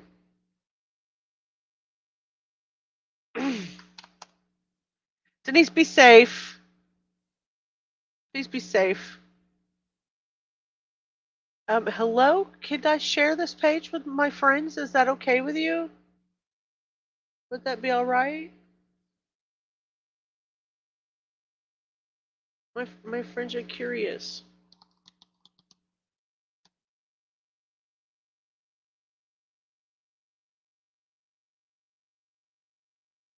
Oh, okay, here we go. Oh, okay.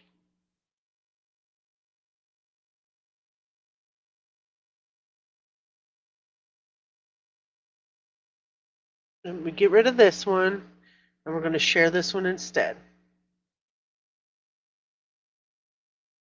Y'all ready? Here it is. Now, listen. We're talking about the 80s and 90s. I can't find a sleeveless one. But this, my friends, is what the gorgeous Diane Downs was wearing in prison to make her escape. She didn't say it was V-neck, though, did she? Hubba hubba.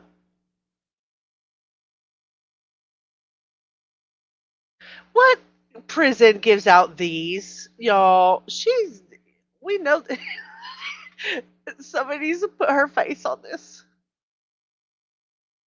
Somebody put her face on this romper.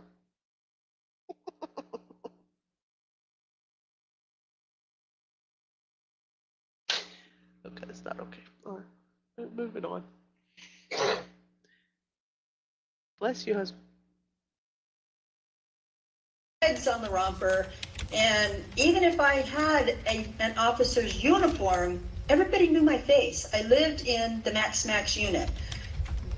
Visitors had to come to my unit. Chow came to my unit. I could not leave that unit except under armed guard. Everybody knew there was only 36 people living in that unit, 36 prisoners in that unit. There's no way I was going to walk out of that prison in a light blue sleeveless denim romper. But they still found me guilty, and by the way, I'd had that romper for 2 years. They still found me guilty, and I did another year in ADSEC. So the report I have indicates that some of the items that were the basis for the DR were concealed under books or on a desk shelf and in your closet. So I guess I'm curious why they were concealed. They were not concealed. Living in New Jersey. Sir, where was she going to conceal them? She had no sleeves and no legs.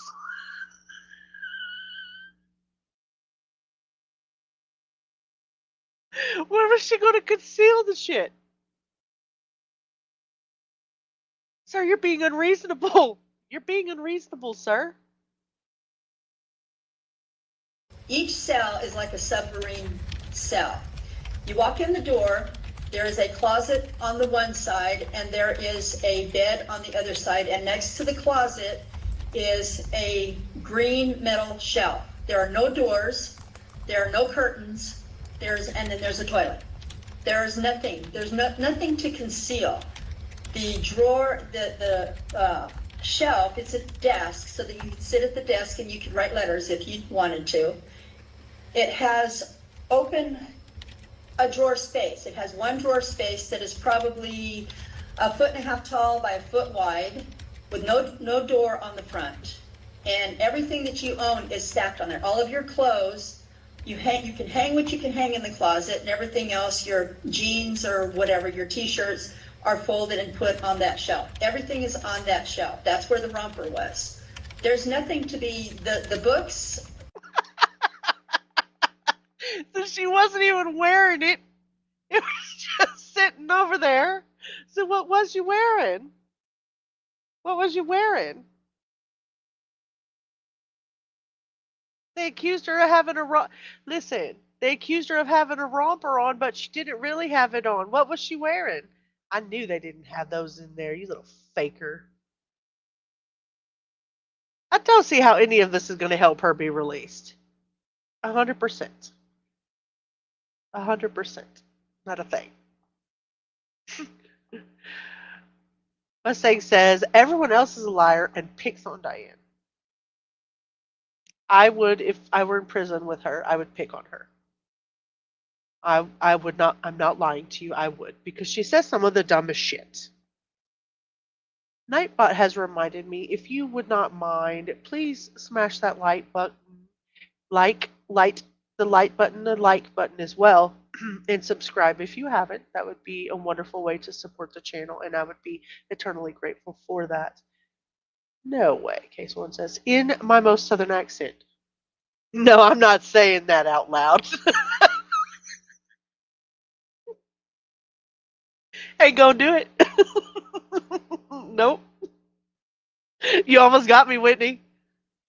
The books were underneath because they don't sit on top of the clothes and wrinkle them. The books were underneath and it was like 2 books. It was 2 books, and they were underneath the clothes. There's no way to conceal anything in that room. No way. Man, I wish I had a picture to show you. I really wish I had a picture to show you. All right. So when you She really wishes she had a picture to show him. Now, I know that she's talking about showing him the room, obviously. I'm just being cheeky. I think she wants to show him the picture of the romper and her nightstick.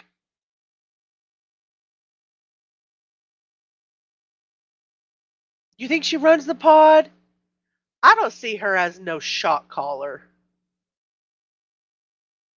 Maybe. I feel like she's manipulative.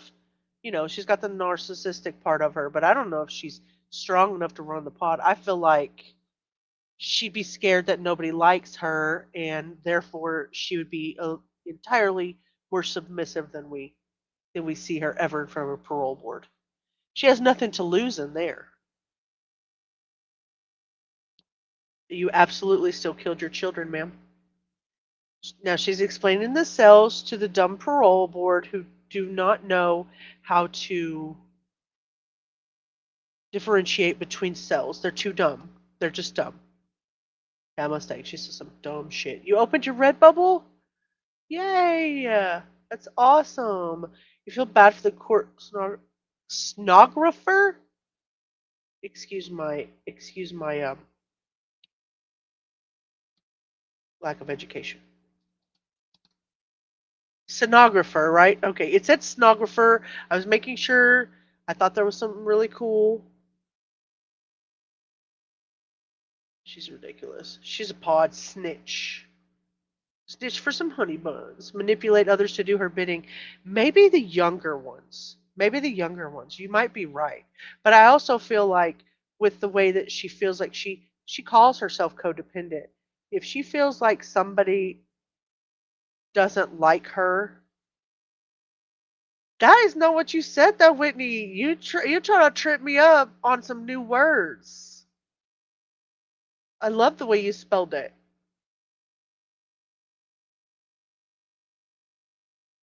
Did you get rid of that comment? Don't get rid of that. There, say don't get rid of that comment. Snographer is perfect. I love it.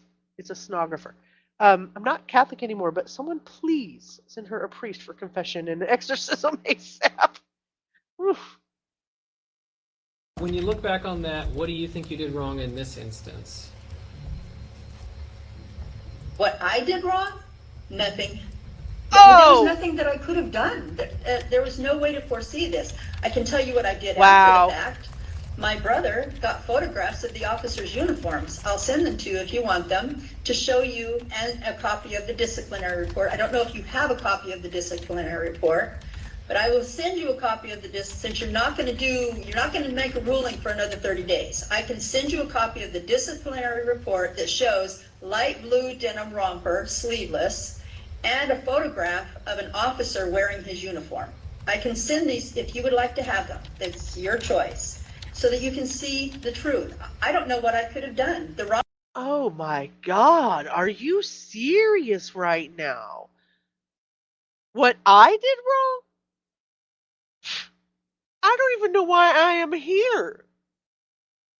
I don't know what y'all got me caught up on. Some charges for some rompers. It's not my fault everybody wants to give me their nightstick. That's not my fault, sir. If you want, I will send you pictures of this romper. You'll understand then. Once you get those pictures, you're just going to understand right away, sir. How dare you call me out for that? No. It was a romper. It wasn't my fault. Had them sexy legs. romper was legal.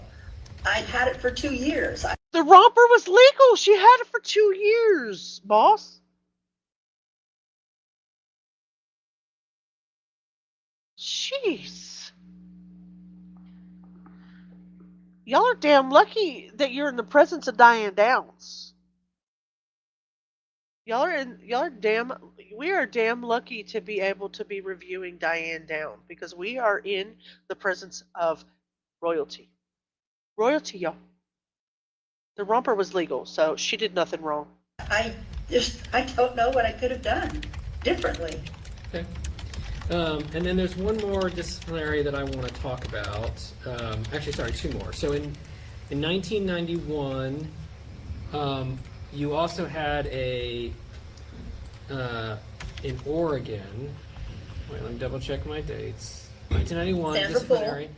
Possessing, manufacturing, or use of dangerous contraband escape device, and they say you were in possession of a diagram of the facility, outlining the perimeter fence, cameras along the back of the perimeter yard, multi-purpose building, control center, and the location of your cell, facility buildings, etc. I'm just curious, can you talk to me a little bit about what happened in that instance? Yes. I was watching TV. No, I wasn't. I wasn't watching TV that day. I was sitting there reading a book. And Sandra Poole opened the door and she said, "Give me that piece of paper." I said, "What piece of paper?" She said, "The one that's on your desk." I said, "Okay." It was on my desk. That's how she saw it. I wasn't hiding it. It wasn't anything. I was drawing a floor plan because I was going to court for my post-conviction hearing, and I was going to be going home. Absolutely. This bitch spins more than a washer. Holy crap. She was playing with some nightsticks for that map. Yeah, she was. She has an excuse for absolutely everything. She was drawing a floor plan because she was going to be going home. 1991, they investigated her living area. They found a hand-drawn diagram of the facility among her belongings. It wasn't polished, but it was clearly outlined. The main housing unit was on it, the perimeter fence and the gates, staff movement routes, and vehicle areas.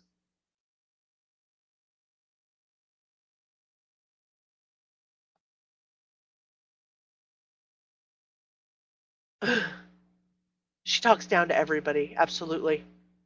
Oh yeah, didn't she say that she did this to relax? Spiderweb. Yeah, it's meant to be confusing.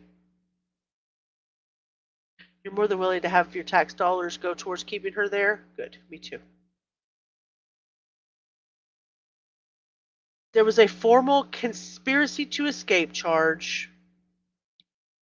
In Department of Corrections language, possession of institutional maps or layouts automatically qualify you as an escape-related offense, even if no physical attempt was made. The drawing appeared to be made from memory and observation, not stolen plans. She didn't take it anywhere. It just came out of her memory, obviously. Why would you draw that if you weren't planning something? You wouldn't. Should just show her poor mom where to scale that fence. Just going to check with Hannah. Hold peace. So the notes were in her handwriting. It referenced timing and shift changes of guards and people who were going in and out with the laundry and people who were doing, staff movement in vehicle areas.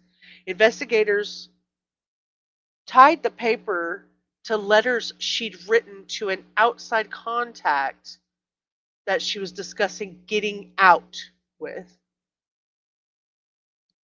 They didn't find any staff members that were complicit in this, but the combined evidence met the internal threshold for a major rule violation, it says.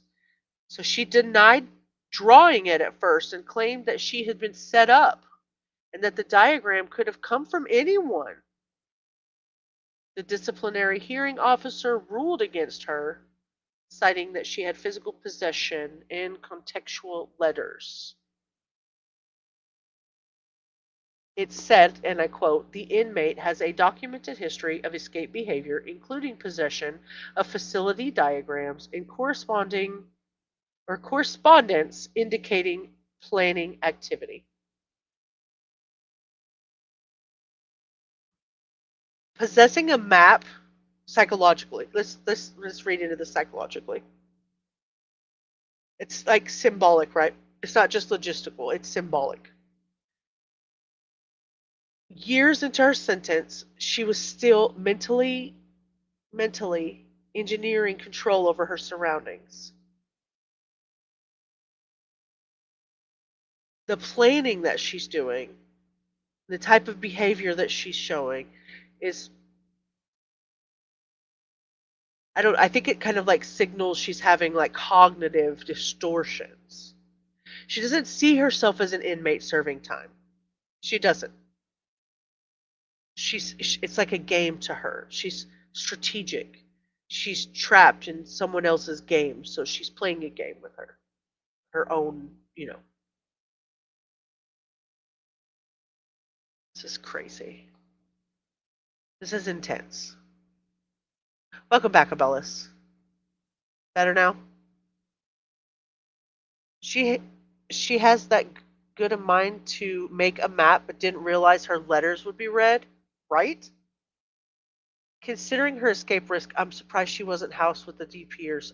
I mean, Teresa, you have a great point there. She seems to be out of control, man. Of course, this was in the 90s. We haven't gotten to later disciplinary reports, if there are any. She's so awesome, and everyone is so jealous of her, and she's such a victim. Why? Someone call the ambulance. It is bizarre behavior.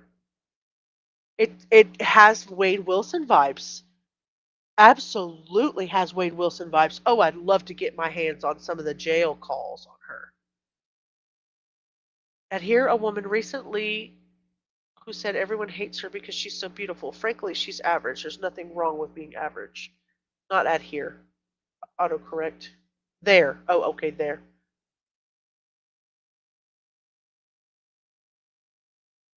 When investigators searched Diane Downs' cell in 1991, they found what every warden hates to find, a hand-drawn map of his own freaking prison. She said it was harmless. But the notes by themselves written on staff routes and gate placement?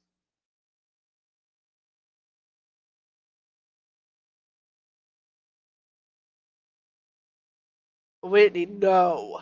You don't fucks with crazy girl. You don't. You just don't. Yeah, harmless, sure.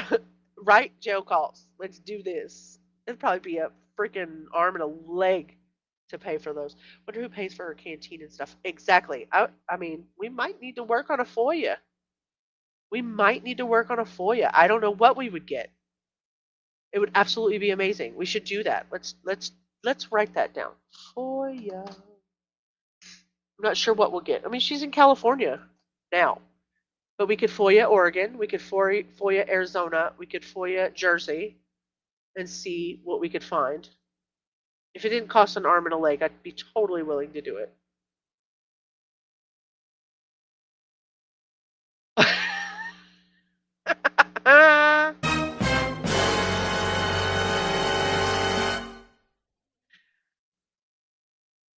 Evidence that we had absolutely stood in my favor. And so I was going home. I was drawing a floor plan because that's what I do back then, that's what I used to do when I stress, is I draw floor plans. I have done it since I was a child. I don't know why, but that's my de-stressor.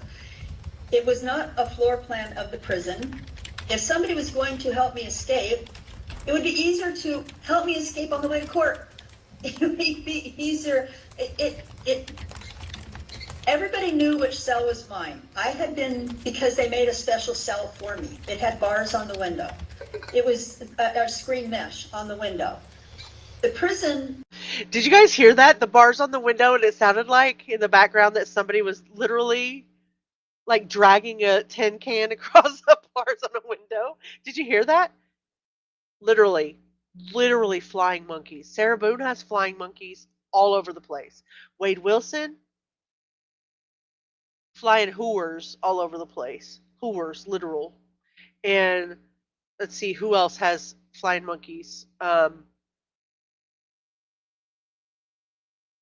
You're going to call her up, say you're Victoria's Secret model and interested in her becoming a model. Please sign this release. This is our requirement. It will be a blue, armless, sleeveless romper. Too soon. Jesus Christ, on a bicycle. This woman's ridiculous. She's ridiculous. Not too soon. She'd be laughing her ass off. She said she was going to be in here tonight. We got to give her hell. She said she was going to come and see me, but she didn't. I'm going to go back just a little bit, see if you guys hear the tin can on the window. Just a little tiny bit. Going home. Absolutely. All the evidence that we had absolutely stood in my favor. And so I was going home. I was drawing a floor plan because that's what I do back then, that's what I used to do when I stress, is I draw floor plans. I have done it since I was a child. I don't know why, but that's my de-stressor. It was not a floor plan of the prison. If somebody was going to help me escape, it would be easier to help me escape on the way to court. It would be easier.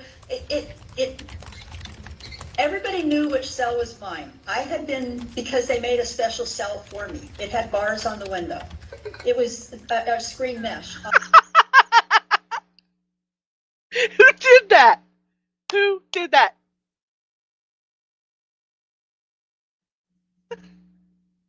There were bars on the window, and it goes. Somebody did it on purpose. Jesus Christ on a bicycle. Woman is ridiculous. Jesus Christ on his bicycle, riding away.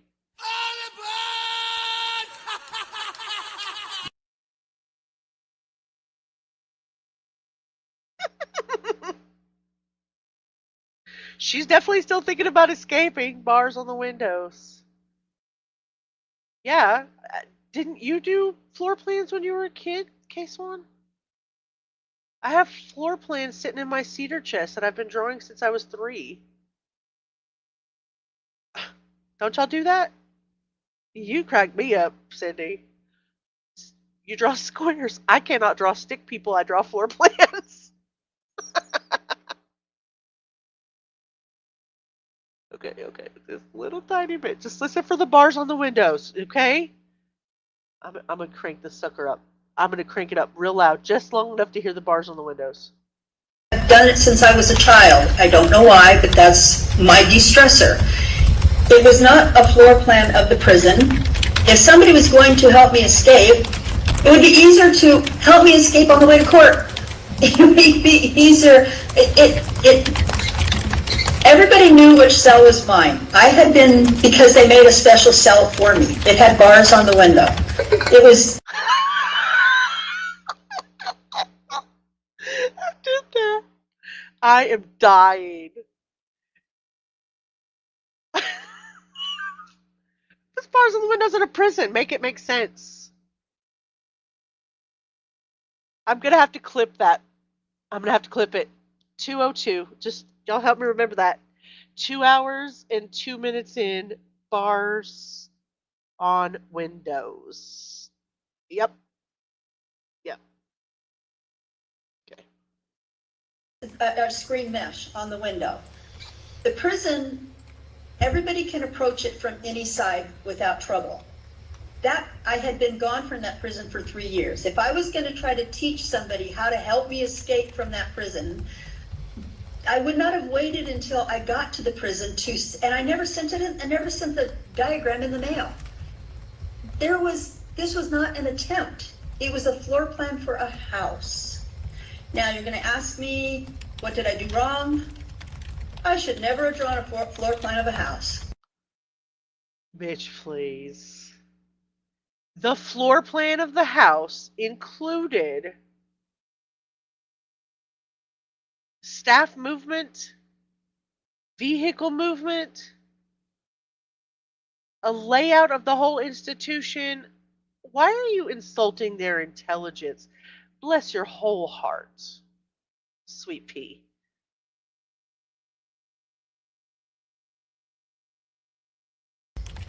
There you go.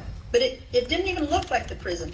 I wish they would give you these things. All they do is they give you these little statements, but they don't give you the evidence to look at. It doesn't look anything like OWCC. Nothing. You don't know what they have sitting in front of them, Miss Downs. You have no idea. Don't talk down to them. First off, they're the ones trying to let you out of prison, or even considering let you out of prison, or putting you in a different institution with maybe less bars and mesh on the windows. But no, ma'am. You don't get to sit there and tell them what they have and what they don't have right in front of them. You have no freaking idea what they got.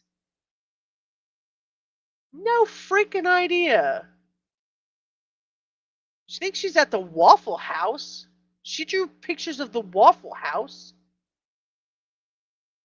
A floor plan of a house with 923 rooms. Exactly. Idiot. You stupid. When I want to de-stress, I watch TV. I do true crime. Believe it or not, this is de-stressing for me. Yelling at this lady helps me make it through my days. Wow, a house? Well, doesn't everyone have staff? Teresa, you're killing me. She has no idea she has no idea just how ridiculous she sounds. Do not bless her heart. Or a house with bars on the windows and guards. Yeah. Don't y'all have valet to and from the shower every day?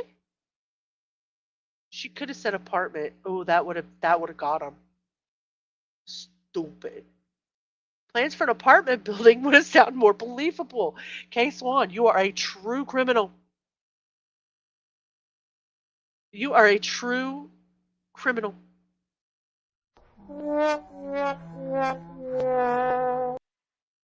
She ruined her chances for parole as soon as she opened her mouth. You are so right. Your butler's out tonight? Oh, and those weren't guard schedules. They were the times that people came to work for her. Yeah. She probably did write Home Sweet Home on it. Imaginary house and the gardeners. I bet she had her little wizards outside. Bet she had her little guardians outside of her house. Her little footnotes. You gotta think like one. You really do. You're great at it. I like it. And then lastly, Miss Downs, I'm curious about the 1994. This was California DR for attempted escape. This is when they observed that the mortar and caulking from the area around the cell window had been peeled and chipped away. Can you talk to me about that instance? Yes, I can. Predictions? Predictions. I want to know. Y'all tell me. Now, if you already know, do not tell. Do not tell. This is another escape attempt. The disciplinary report said something about mortar and caulk scraped and chipped away around the metal frame. They were consistent with some tools or utensils.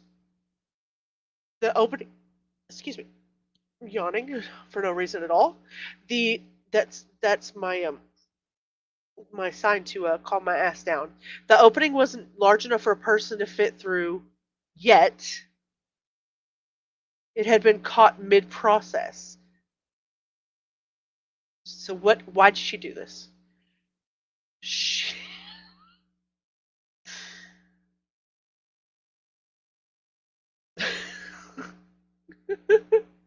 We're so judgy of her, aren't we? We're so judgy of her. It definitely was a floor plan of a house. Another escape attempt. Admitting to the board, I had a special cell. Yeah. Yeah. We make the best of yeah, you really do. She didn't do it. I didn't do it. Oh my god, 4 or 5 escape attempts? You've lost track? Yeah. She's been watching Shawshank Redemption. that's that's what Case One thinks too. She was hungry. Oh, she was eating the mortar and the caulk because they didn't feed her. And so she was like ironing it into cheese slices and putting it in between the moldy bread and the green bologna. Wait, there's more. She wanted to catch another suspect. Oh, yeah. So she was digging her way out because the rats in the walls told her that the police outside were her friends and they wanted to see her do a pole dance in her romper. You heard caulk and ran back to when you're dirty. Oh, she was making paintballs. You were so right. All right, let's see what the hell she says. When I arrived in the Oregon prison, they moved me from cell to cell every 3 months.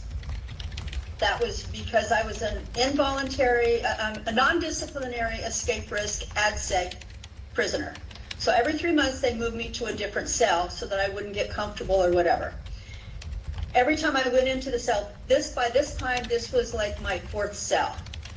By the time I got there, I knew the first thing you have to do, they hand you a paper and you write down everything that's broken. Does the water work? Does the electricity work? Whatever. And so you put it in and the officer puts in a work order to have it repaired. So when I walked in, I was putting my hands back through the food port for Officer Molina to take my handcuffs off. And when I looked up, I could see the window. I said, Molina, the caulking is out of this window. She goes, where? So she didn't take the cuffs off. She opened the door. She had me stand by. She went in. She looked at the window and she goes, these dumbasses. Sorry, I'm just repeating. I said, what? She goes, she says, your room now looks down on the yard, the shoe yard, the security housing unit yard. These girls pull the caulking out so they can talk to their friends on the yard because they're not allowed to have yard together. She said, I'll put it in a work order. Just write it down on the work order so that I can make a work order. So I did. Caulking, 6 inches of caulking was removed. Now the window is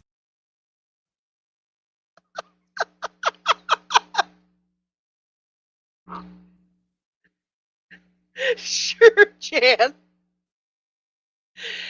6 whole inches of caulk was removed from that window because the previous tenants in this hotel wanted to talk to people out in the shoe.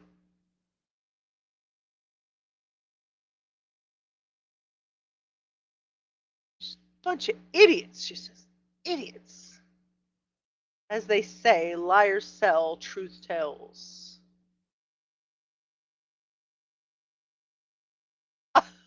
Flabbergasted, honestly. 3 inches wide.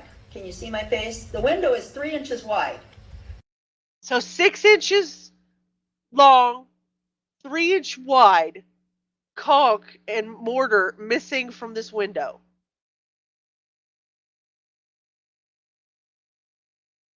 So that they could play cell phone.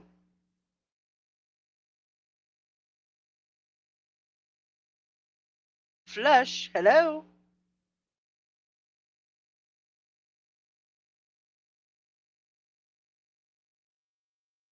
Flojo, help! Help us. We're stuck in the window. We have low iron, and so now we're eating the caulk and the mortar on the windows. Stop it.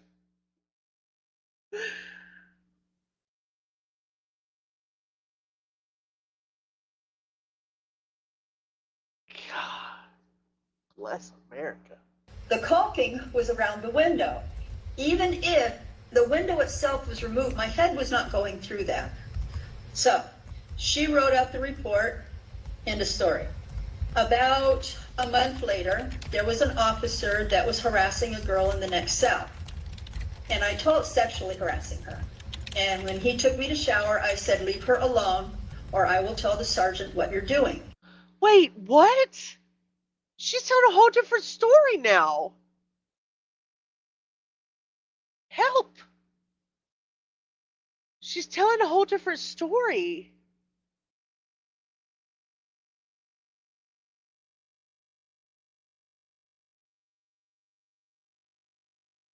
Guys, if you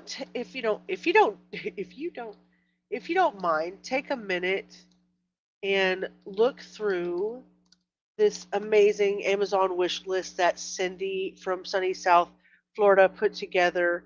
for her fundraising campaign for the kids 12 and older who need Christmas presents. If you're able to donate something, do. If you're not able to, passing around that wish list and her link would be really, really appreciated.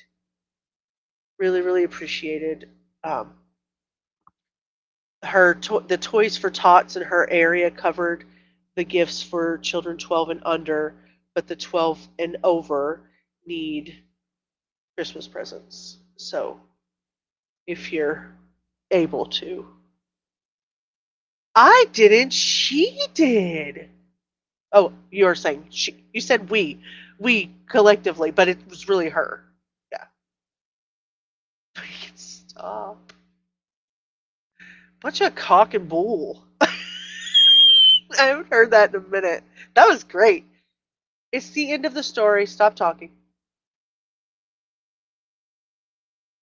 She's already going to a tangent to a whole other story, y'all.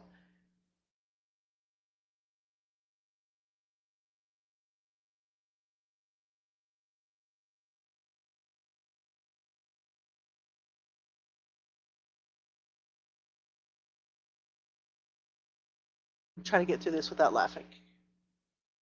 I'll be quiet. She goes, these dumbasses. Sorry, I'm just repeating. 1994. This was California DR for attempted escape. This is when they observed that the mortar and caulking from the area around the cell window had been peeled and chipped away. Can you talk to me about that instance? Yes, I can. When I arrived in the Oregon prison, they moved me from cell to cell every 3 months. That was because I was an involuntary, a non-disciplinary escape risk ADSEG prisoner. So every 3 months they moved me to a different cell so that I wouldn't get comfortable or whatever. Every time I went into the cell, by this time, this was like my 4th cell. By the time I get there, I knew the first thing you have to do, they hand you a paper and you write down everything that's broken. Does the water work? Does the electricity work? Whatever. And so you put it in and the officer puts in a work order to have it repaired. So when I walked in, I was putting my hands back through the food port for Officer Molina to take my handcuffs off, and when I looked up, I could see the window. I said, Molina, the caulking is out of this window. She goes, where? So she didn't take the cuffs off. She opened the door, she had me stand by, she went in, she looked at the window, and she goes, these dumbasses. Sorry, I'm just repeating. I said, what? She goes, she says, your room now looks down on the yard, the shoe yard, the security housing unit yard. These girls pull the caulking out so they can talk to their friends on the yard because they're not allowed to have yard together. She said, I'll put it in a work order. Just write it down on the work order so that I can make a work order. So I did. Caulking, 6 inches of caulking was removed. Now the window is 3 inches wide. Can you see my face? The window is 3 inches wide. The caulking was around the window. Even if the window itself was removed, my head was not going through that. So she wrote up the report. End of story. About a month later, there was an officer that was harassing a girl in the next cell. And I told sexually harassing her. And when he took me to shower, I said, leave her alone or I will tell the sergeant what you're doing. He put me in my shower. When I came back, he said, I'm writing you up for attempting to escape. I said, how? He said, that caulking is missing. You're trying to escape. I said, the window is 3 inches wide. I'm not that skinny. My head's not. He wrote me anyway. The sergeant heard my 115, the disciplinary report. The sergeant heard my DR. He said, Molina, I told him Molina wrote it in the damage report. He says, I don't care about the damage report. The officer's done it. He said it. I believe him. You're guilty. I appealed that finding all the way to Sacramento. Sacramento overturned the 115, the disciplinary report, because a sergeant cannot hear that punishment. A lieutenant has to hear that disciplinary report. I won it on a technicality. Went back to the lieutenant. He now hears me on the disciplinary report. I told him the same thing I told the sergeant. He said, where is this damage report. I said, right there in that box. He said, okay. He got up, walked over, opened the box, pulled it out. He goes, oh my God, Melina wrote it in red. I said, yes. He said, how did this guy not see it? I said, because he didn't look. He said, not guilty. You didn't pull that caulking. It was already there. Melina dated it in red. The day you moved in is the day the caulking was already missing. And so I was found not guilty. They were supposed to pull that disciplinary report from my file, but apparently they haven't. There is a 128 chrono somewhere in my file that shows why the lieutenant found me not guilty on appeal. For the very reason that I just told you. It would be easier just to pull it, but they didn't. Wow. Wow. If a cell was an escape risk, it'd be closed until further notice. Absolutely. Absolutely. And you are right. An office, they check those cells before they move new offenders into them. So she was written up for attempted escape and tampering with security infrastructure, which is one of the most serious disciplinary violations that you can have in Oregon's correctional system. That's ridiculous. The disciplinary board found her guilty of the violation, and she was sanctioned after this. I'm not sure what the hell she's talking about. She's delusional, saying that she's got a 128 chrono to get out. It would be easier if they just pulled it, but they didn't. That's because you were not found guilty. You were found guilty. You were cited. They put you in solitary confinement. You lost all of your privileges. They extended your maximum custody classification. And you have a formal note in your record as an active escape risk. So in 1994, that was the fourth recorded escape-related event that she'd had since the beginning of her incarceration. 1987, successful escape, 10 days at large. 1989, there was a conspiracy in New Jersey. 1991, there was a conspiracy in a facility map. In 1994, it was physical tampering and chipping away the mortar. She minimizes every event. She says that the damage was already there, that maintenance was using her as a scapegoat. Not only that, but because she told an officer, hey, if you don't leave that girl alone, I'm going to turn you in. And so his thought process was, I'll just frame her for escape on this mortar and caulking on the wall that he didn't even know about.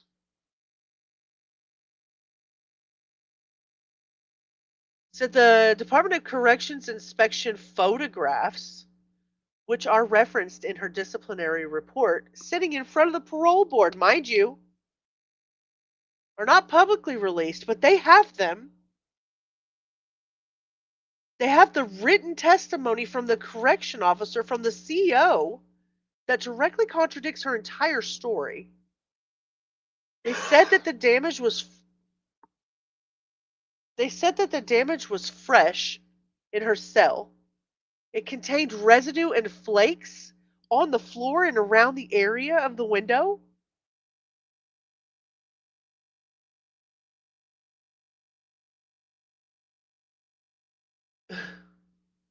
After 1994, Oregon DOC designated Diane Downs as a permanent maximum security inmate with escape precautions required at all times.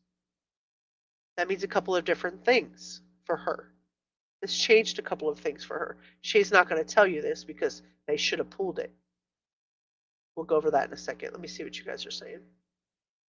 It's not me, it's her. Yeah. We said that. If a cell was an escape risk, it'd be closed until further notice. It's not an apartment. She's oozing confidence that they will just believe her. Yeah, she thinks so. She should have had a poster of John Travolta over that crack. Amen. She needed something. They wouldn't have let her put anything over that window, factually, but she clearly needs to be in a padded room. Yeah. She has a record. Where the hell does she think she's going to go if she escapes? Well, she escaped once and was gone for 10 days looking for her kiddos to finish the job. She never uses names. It's always that officer, that girl, etc. She only uses names when it's people that want to do things to her, for her, or about her, not against her. You're absolutely right. The precautions that go along with a permanent maximum security inmate is that an escort must always have 2 officers. Always. No assignments in maintenance. She can't be assigned to any maintenance crew or any external work crews because of this. And then she has to have cell checks probably twice as often as other inmates. So by the time that she appeared before the parole board back in 2008, the state's summary was already 4 documented escapes, or escape-related events at least, up to 1994.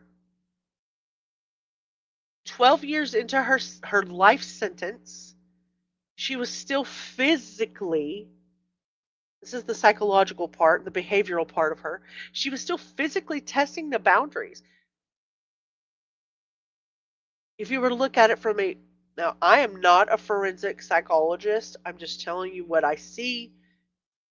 In my opinion, if a forensic psychologist would look at it, the standpoint would be she's showing persistent behavioral impulsivity. It's the antisocial part, right? The failure to internalize the consequences of her actions. That's hallmark of her antisocial personality. Instead of just sitting in there and going to jail and knowing she's in prison and knowing she's incarcerated, she's always reenacting the pattern: defy, manipulate, outsmart, control. There's probably the 4 things that she does constantly, even through this parole hearing: defy, manipulate, outsmart, control. So maybe you're right. Maybe she is a pod boss.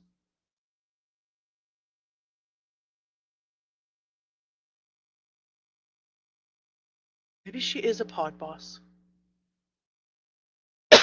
Excuse me, didn't mean to cough in your ear.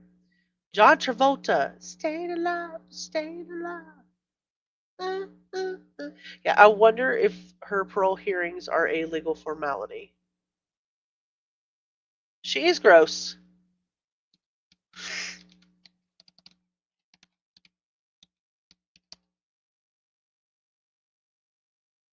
Parole hearings are a legally required process for determining if an inmate possesses an unreasonable risk of danger to society. So the process can be informal, but it involves a formal review of their case files. So it's not just a formality, but she claimed radical ninja assassins killed the kids. Was that one of her other stories? Her kids are grown. Do they remember her doing that to them? We're going to go over that. They have spoken out. They have spoken out. Even the one that was, even the baby that was given up,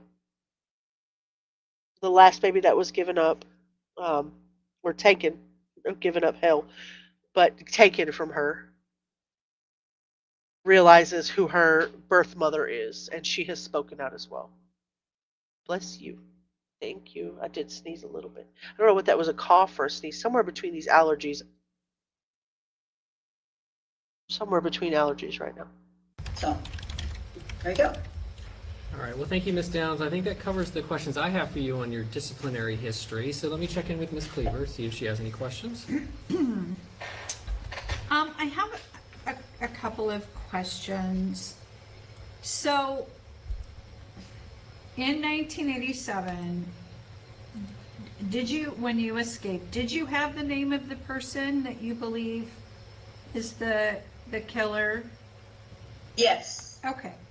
So you escape and you go to this person's house. Yes.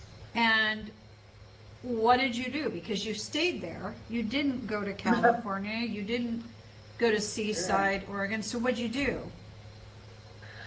I stayed there, and when I got there, I told him, Louise sent me, she said that you will help me get to California. He pointed to his 10-speed bicycle and he said, "How? I don't have a tandem."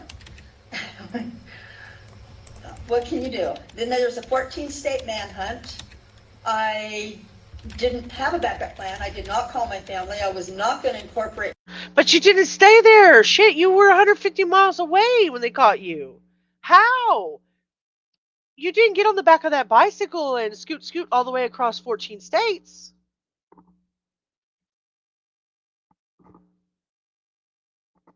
I love you, son. Be careful. I'll drive safe. You didn't walk 150 miles. We're definitely going to go over their story. This series, I don't know how long it's going to take because, number one, I talk like 3-4 hours at a time, and we're just kind of shooting the shit and enjoying deep dive in this case slowly. And I'm enjoying being live again.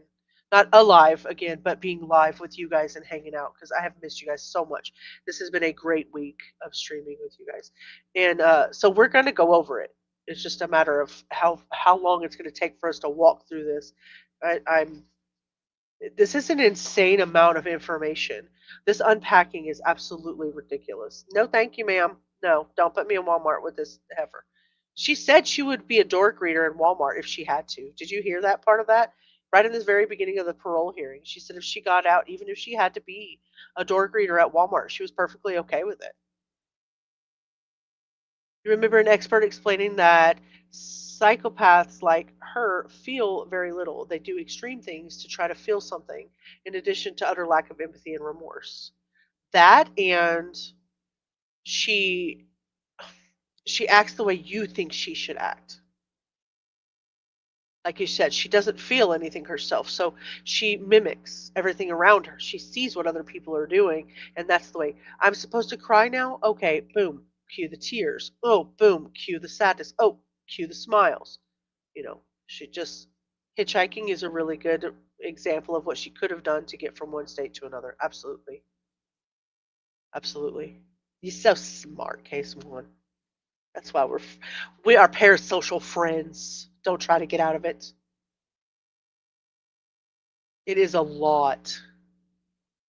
It is a lot. And I enjoy going over the psychological side of it because if I don't figure out a way to reason with myself on why she could possibly be doing what she's doing, then I just tie myself to words like, "Oh, that's heartbreaking.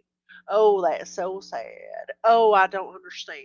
You know, I mean, if I don't tie myself into trying to figure out what's going on in the mind of this person, then it'd be very boring for me. Just sit here and listen to her ramble and not look into seeing what the hell do you got going on with you? You've been eating too much mortar and caulk. Hugs to you too. She also received allowance from her mom at her age. Yeah. She says, "I am the oldest inmate in prison that still receives an allowance from her mom." You better be glad you have your mom standing behind you, at least to give you an allowance. I don't know how she feels. Now, her mom does speak out. We are going to watch that too. But, beyond that, support, I use that loosely. It's her daughter no matter what, right? Remember back in the 80s, there was no social media or home computers, and hitchhiking was normal for a lot. Yeah. Yeah. I mean, even when I was growing up and we were small in the car, my mom would yell at my dad for catching hitchhikers. People were hitching, and he'd give them a ride into town or whatever. Whitney, hand over your devices. Hand over your devices. Headed to work? I love you. I love you too. See you in a few minutes. Okay. I'll be careful driving. Her mom must be in her 90s. Well, yes, she's 70, so she'd have to be, right? Her biography should be called Dawn of the Caulk. My family in any of this, and there was nothing to do but sit and wait, and I knew that somebody would come and get me eventually, and they did.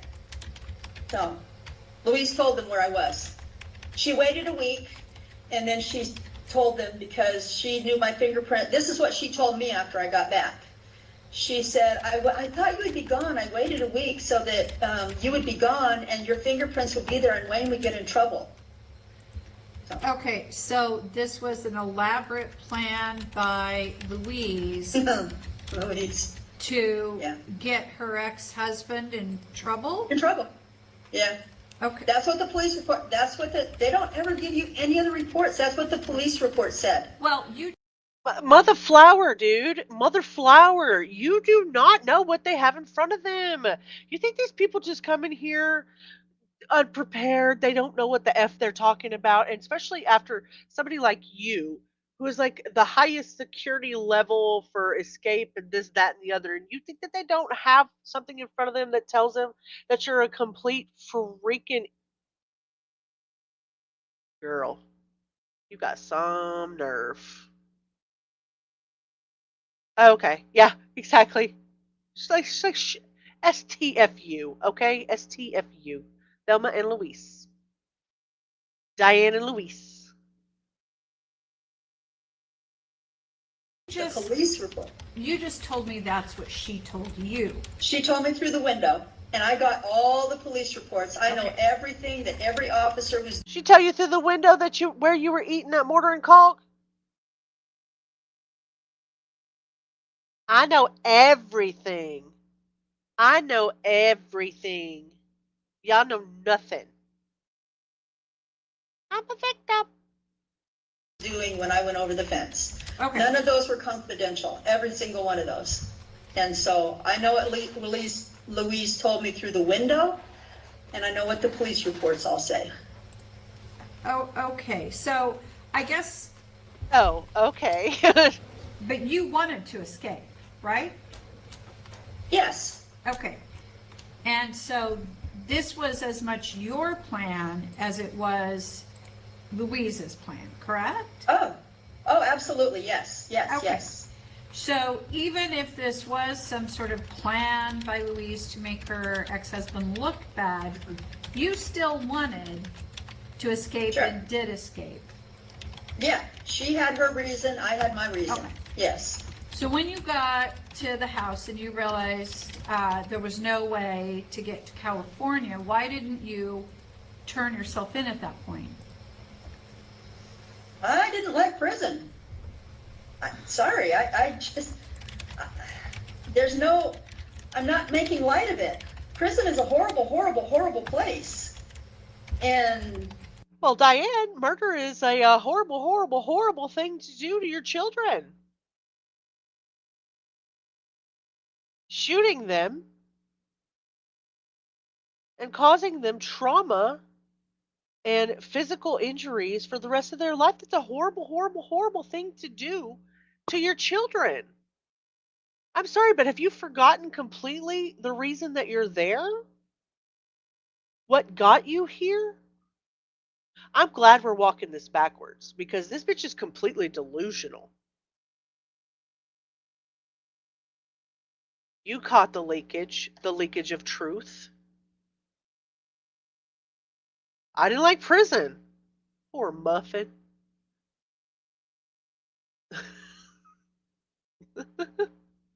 Mexico would have definitely been a better destination. She's cock blocked. Definitely.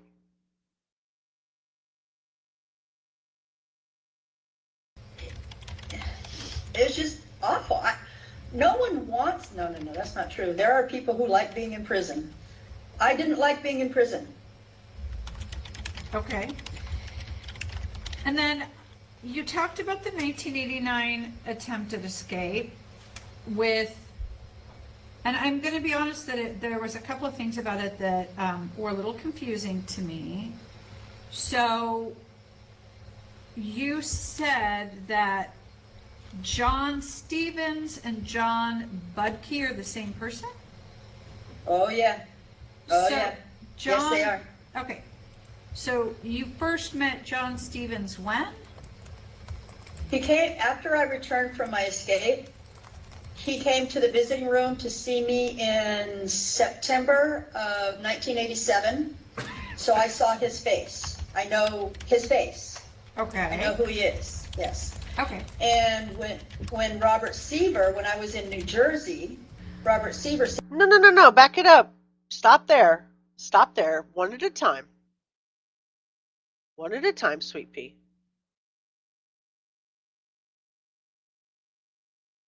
John H. Stevens was the husband of another inmate.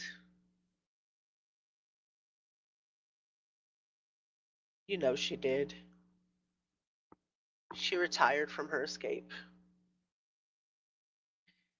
John Stevens was a civilian. He was not a prison employee. He lived in Salem. He met Diane through his wife's friendship with her inside of the institution, through prison visitation and correspondence. When Diane escaped in 1987, summer of 1987, she went directly to John Stevens' house. She didn't stop. She didn't pass go. She didn't collect $200.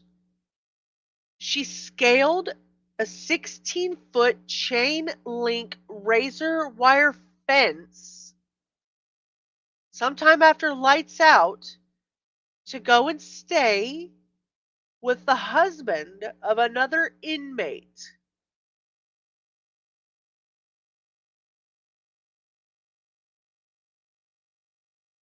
Yes. Yes.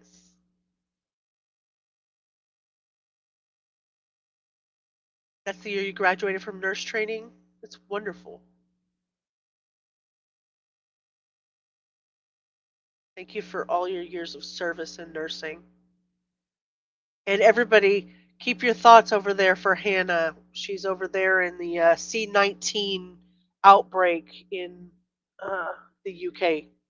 And she's listening to us while she works, or trying to. She's in full PPE trying to listen to us while she works. God bless her.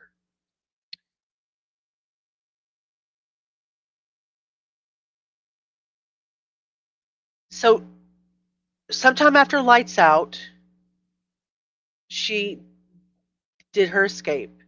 They noticed probably like within minutes of her escape that she was gone.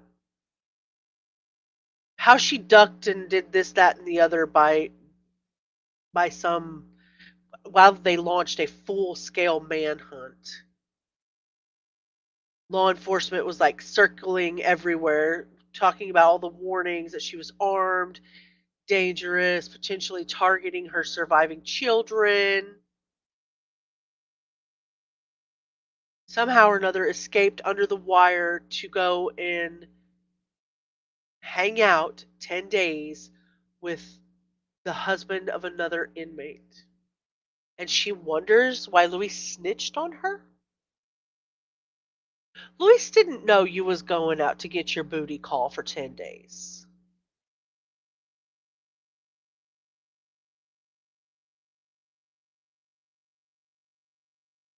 You're welcome, Abellis. I know, poor Hannah. Be safe, Hannah. But he says, best wishes to you, Hannah, praying to the saints for you and your safety. Of course they noticed she was gone. It got quiet. They're more than right, said they. Y'all are going to notice when I'm gone, it gets quiet. Talking and talking and talking. July 21st, which is 10 days after her escape, 10 days on the run, she was recaptured at the home of John and Cindy Stevens, the inmate's husband and his wife.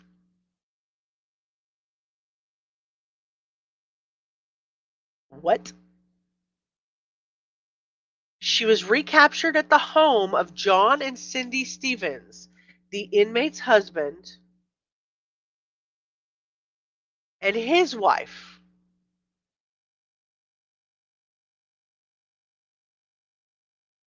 I'm going to let that sink in. I'm just going to leave that there on the table for y'all, okay?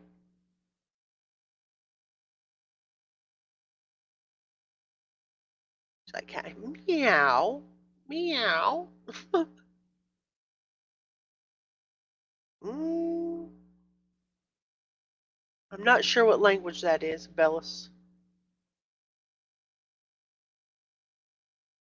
Wait, is that a word, or did you misspell, or am I not smart enough to understand the word? A Middle English word that means faith or belief.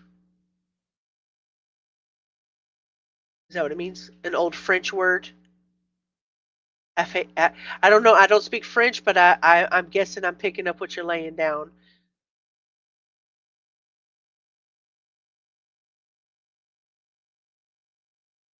Meow. The prison would have been in lockdown for those 10 days. Sister wives? Maybe. Hey, Rubber, welcome back. Yeah, I picked up what you was putting down. I did. I finally had to figure out that you were writing me in French. Beautiful. Love it. I speak Spanish, not French, but I will learn for you. I will. I will learn some words. Rubber, good to see you. Cindy, she's listening over there. She's got company. Did she have an affair with him? Cheese face, maybe. She knew where an available caulk was located and where his wife was. No interruptions. She could eat all the caulk she wanted to while she was out for 10 days. Plenty of windows. Plenty of windows. Rubber, rubber, rubber! And another one. Okay. This is what police learned. Calm down, Abellas. Calm down. Just because you don't eat mortar doesn't mean everybody else doesn't. Police learned that John Stevens picked her up. He literally picked her up near the prison. Did he ride his bike there? Did he ride his bike to pick her up on their first date?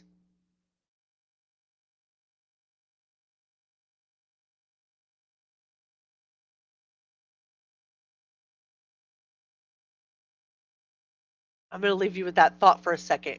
Rubber, I got something for you. You and Diane are in a rubber room together. Crazy? I was crazy once. They locked me in a room. A rubber room. A rubber room with rats. And rats make me crazy. Crazy? I was crazy once. They locked me in a room. A rubber room. A rubber room with rats. And rats make me crazy.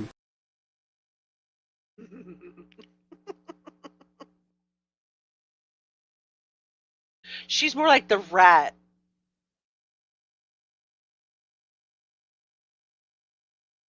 She was having caulk withdrawals. That's case one. I didn't even think of that. I didn't even think of that.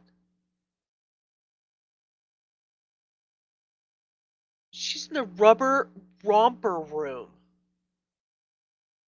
Did he pick up this cow on his bicycle for their first date? La la la la la la la la la la la la. I love it here. I love it here too. I love this place. You guys are amazing. I don't have any reason to come on this internet and talk to myself. I love your face. I love your face. I love your face. I'm not going to do it for all of you that are in here, but you know, I love all of your faces. He picked her up on his bicycle outside of the prison for their first date. She wore her romper over that fence, had to use the nightsticks to get her over and through the barbed wire.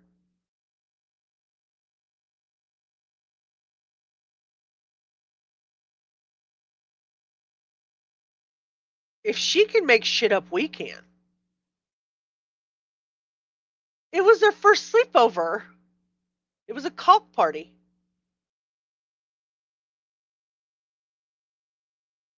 Even my middle school boyfriend had his dad pick me up in their minivan on our first date. You know?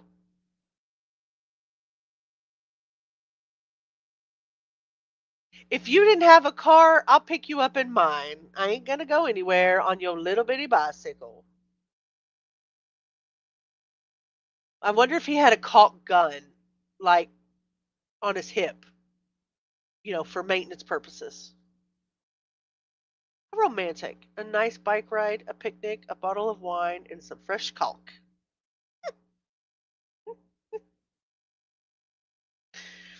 He brought her back to his house.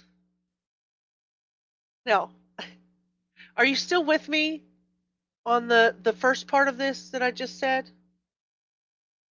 10 days she was on the run. She was recaptured at the home of John and Cindy Stevens, the inmate's husband and his wife. Okay. John picked her up on his bicycle outside of the prison while she was wearing her romper the night she escaped. He brought her back to his home where he and his wife hid her in a bedroom closet and then later in a small storage area. Over the fence and through the woods, they rode off to the romantic romper romance.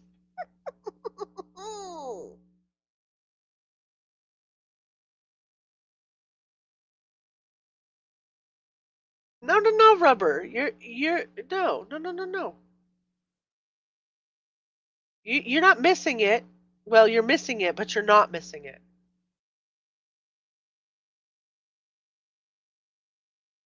Mr. Stevens' wife helped him hide Diane. But the inmate's husband is the one who picked her up. And his wife. That's where she's. Are you getting it? Are you getting what? Am I making sense? All right, let me say it. I'm gonna say it one more time. I'm only saying this for Rubber because I think the rest of y'all have caught on to the bricks I'm laying.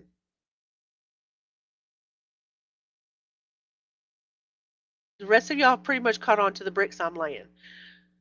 After 10 days on the run, Diane Downs was recaptured at the home of John and Cindy Stevens. John and Cindy Stevens are in the home. The husband and wife, John and Cindy Stevens, are there. John and Cindy Stevens, that's where she was captured. John, the inmate's husband and his wife. The inmate's husband.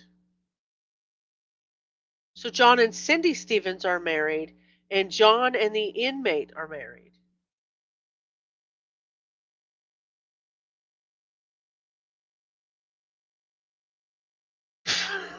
We're in a pothole. You get what I'm saying? You get what you're picking up what I'm putting down, sister. Don't be over there eating the mortar. Why would the ex-husband help her?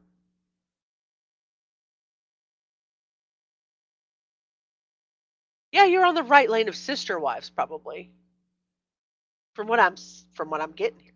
You're forgetting it was a thigh-high romper for romping. That's your name too. Elizabeth Rose? No, Cindy Rose. Which one is it? Cindy Rose, Elizabeth Rose.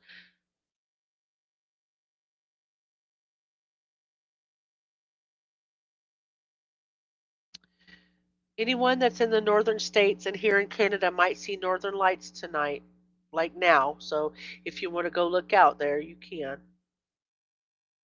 Go look out there and see them. So she cut and dyed her hair. She was living off food that was provided by the couple. And she had a small backpack and a makeshift disguise. Not on Diane Downs, it's not case one. No.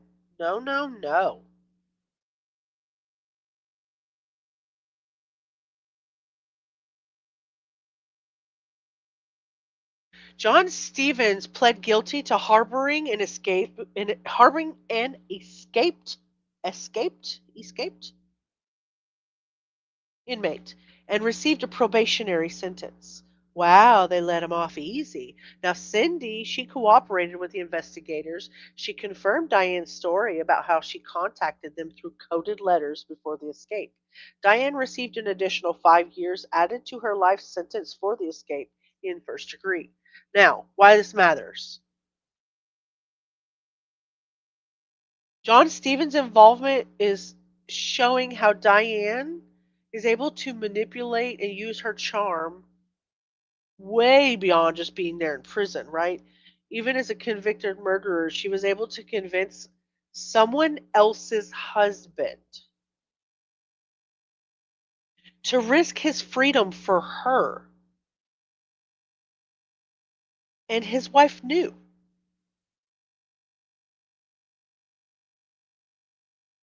Psychopathic charisma and her ability to control people and emotionally exploit them and then use their loyalty against them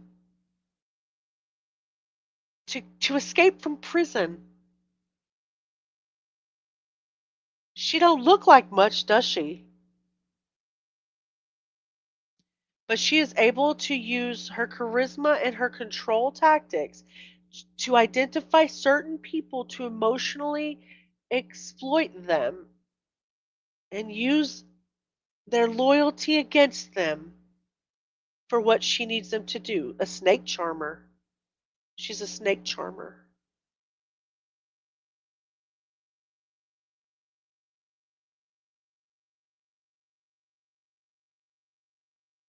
He harbored her.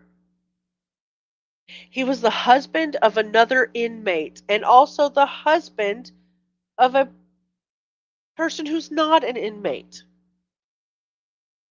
It doesn't say anything about ex-husband. Now, I don't know. If you guys find something in the coverage or we find out later on, maybe we will. Maybe we'll find out more about Luis. Maybe we'll find out more about John and Cindy. I don't know. But for the 10 days that she was out, she hid in his house, cut her hair, plotted her next move right in front of his wife. He lost part of his freedom for her.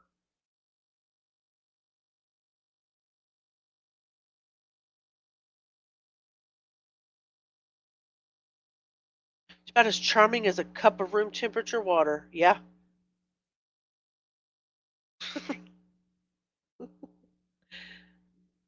Yeah.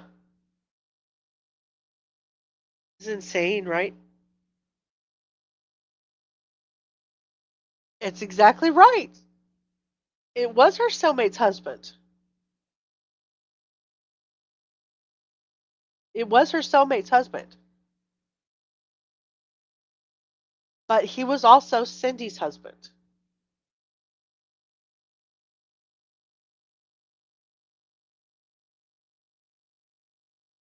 You don't even have one husband and she's got other people's husbands.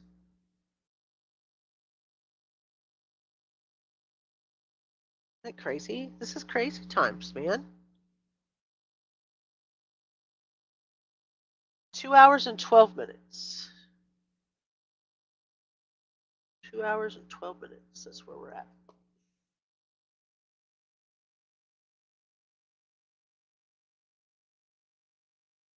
I cannot believe she doesn't have any remorse for that. Absolutely no remorse for that. Denise, drive safe, please.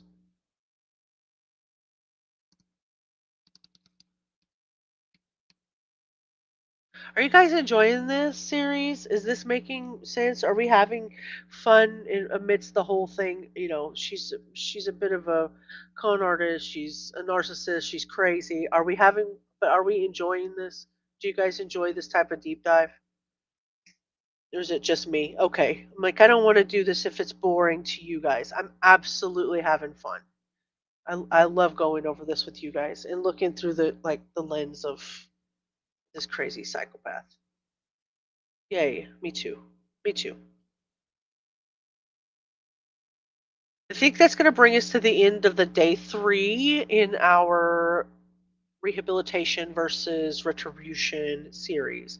We walked through a ton tonight in just a little bit. Literally, listen, guys, we started at an hour and 35 minutes in and only got to 2 hours and 12 minutes. This is the third day. The third day. 9 hours of coverage so far. I could have done it all in one stream and cried a lot. No, I'm sorry. I didn't mean that. Don't listen to me. 9 hours of coverage so far for 2 minutes and 12, or 2 hours and 12 minutes into her parole hearing. We've seen how her denial isn't just a lie. Like, she's not just lying. It's a whole ecosystem for her. It's a survival mechanism. Her ego and denial is her survival. That is how she's surviving.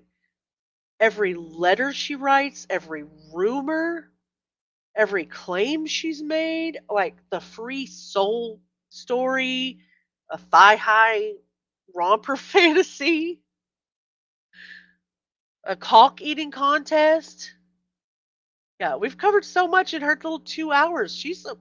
It is intricately designed to confuse you. So that's why we've got to stop, because if we just listen to her stammer, blah, blah, blah, blah, blah, blah, we'd be so confused right now. You have to have other people break it down for you, and I'm not going to do that. I want to know. I want to know. I don't know if Cindy knew he was already married or not. Maybe we'll be able to find out. I couldn't watch it without you guys. I didn't want to watch it without you guys. That's why I put the poll up. I'm not going to watch it without you. It's how blatantly obvious she is to everyone but herself. That's exactly right. Oh yeah, get your votes in, y'all. The stream awards. Whitney, do you want to put that back into the chat again one more time? You're stuck on the bicycle ride. I hear the music from Wizard of Oz. It's not very romantic for a man to pick you up outside of the prison after you just had to scale it in your romper. You had to scale it in your romper just for your first date.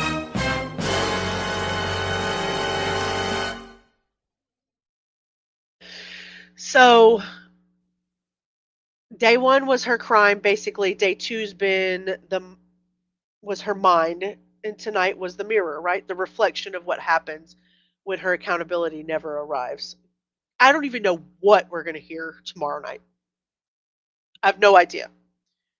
But 40 years later, in a parole hearing, she still sounds the same because the person inside her hasn't changed. So it doesn't matter what we hear on the last 2 hours of this before we walk it back. It's going to be a whole unpacking. It's still going to be a lot of the same shit. It's going to be a lot of the same shit. Thank you so much, Whitney. Get the votes in for the streamer awards. Also, take a minute to look over the wish list for Cindy, please. If you're able to donate something to the kids, okay. If you're not, it's hard this year. Sharing out the link is amazing. It would be amazing if you could do that. I'm not going to try to imagine her on that bike in that romper. I would vote for you, Southern Cats. I would so vote for you. Look at that picture. We need to have an avatar picture voting contest in the next month. That would be fun. We're going to vote for who has the best avatar in chat. We do need to laugh. At the end of the day, she has 3 children. One of them is dead, and the other 2 have been traumatized and physically and mentally abused by her. And that's never going to change. So you have to find the good and the bad, right? You have to find the good and the bad and the fun inside of that. So, thank you guys for spending another night with me, for listening, for running your questions through, for feeling, for being kind, being so, so very kind. I'll see you guys tomorrow. Thanks for hanging with EO.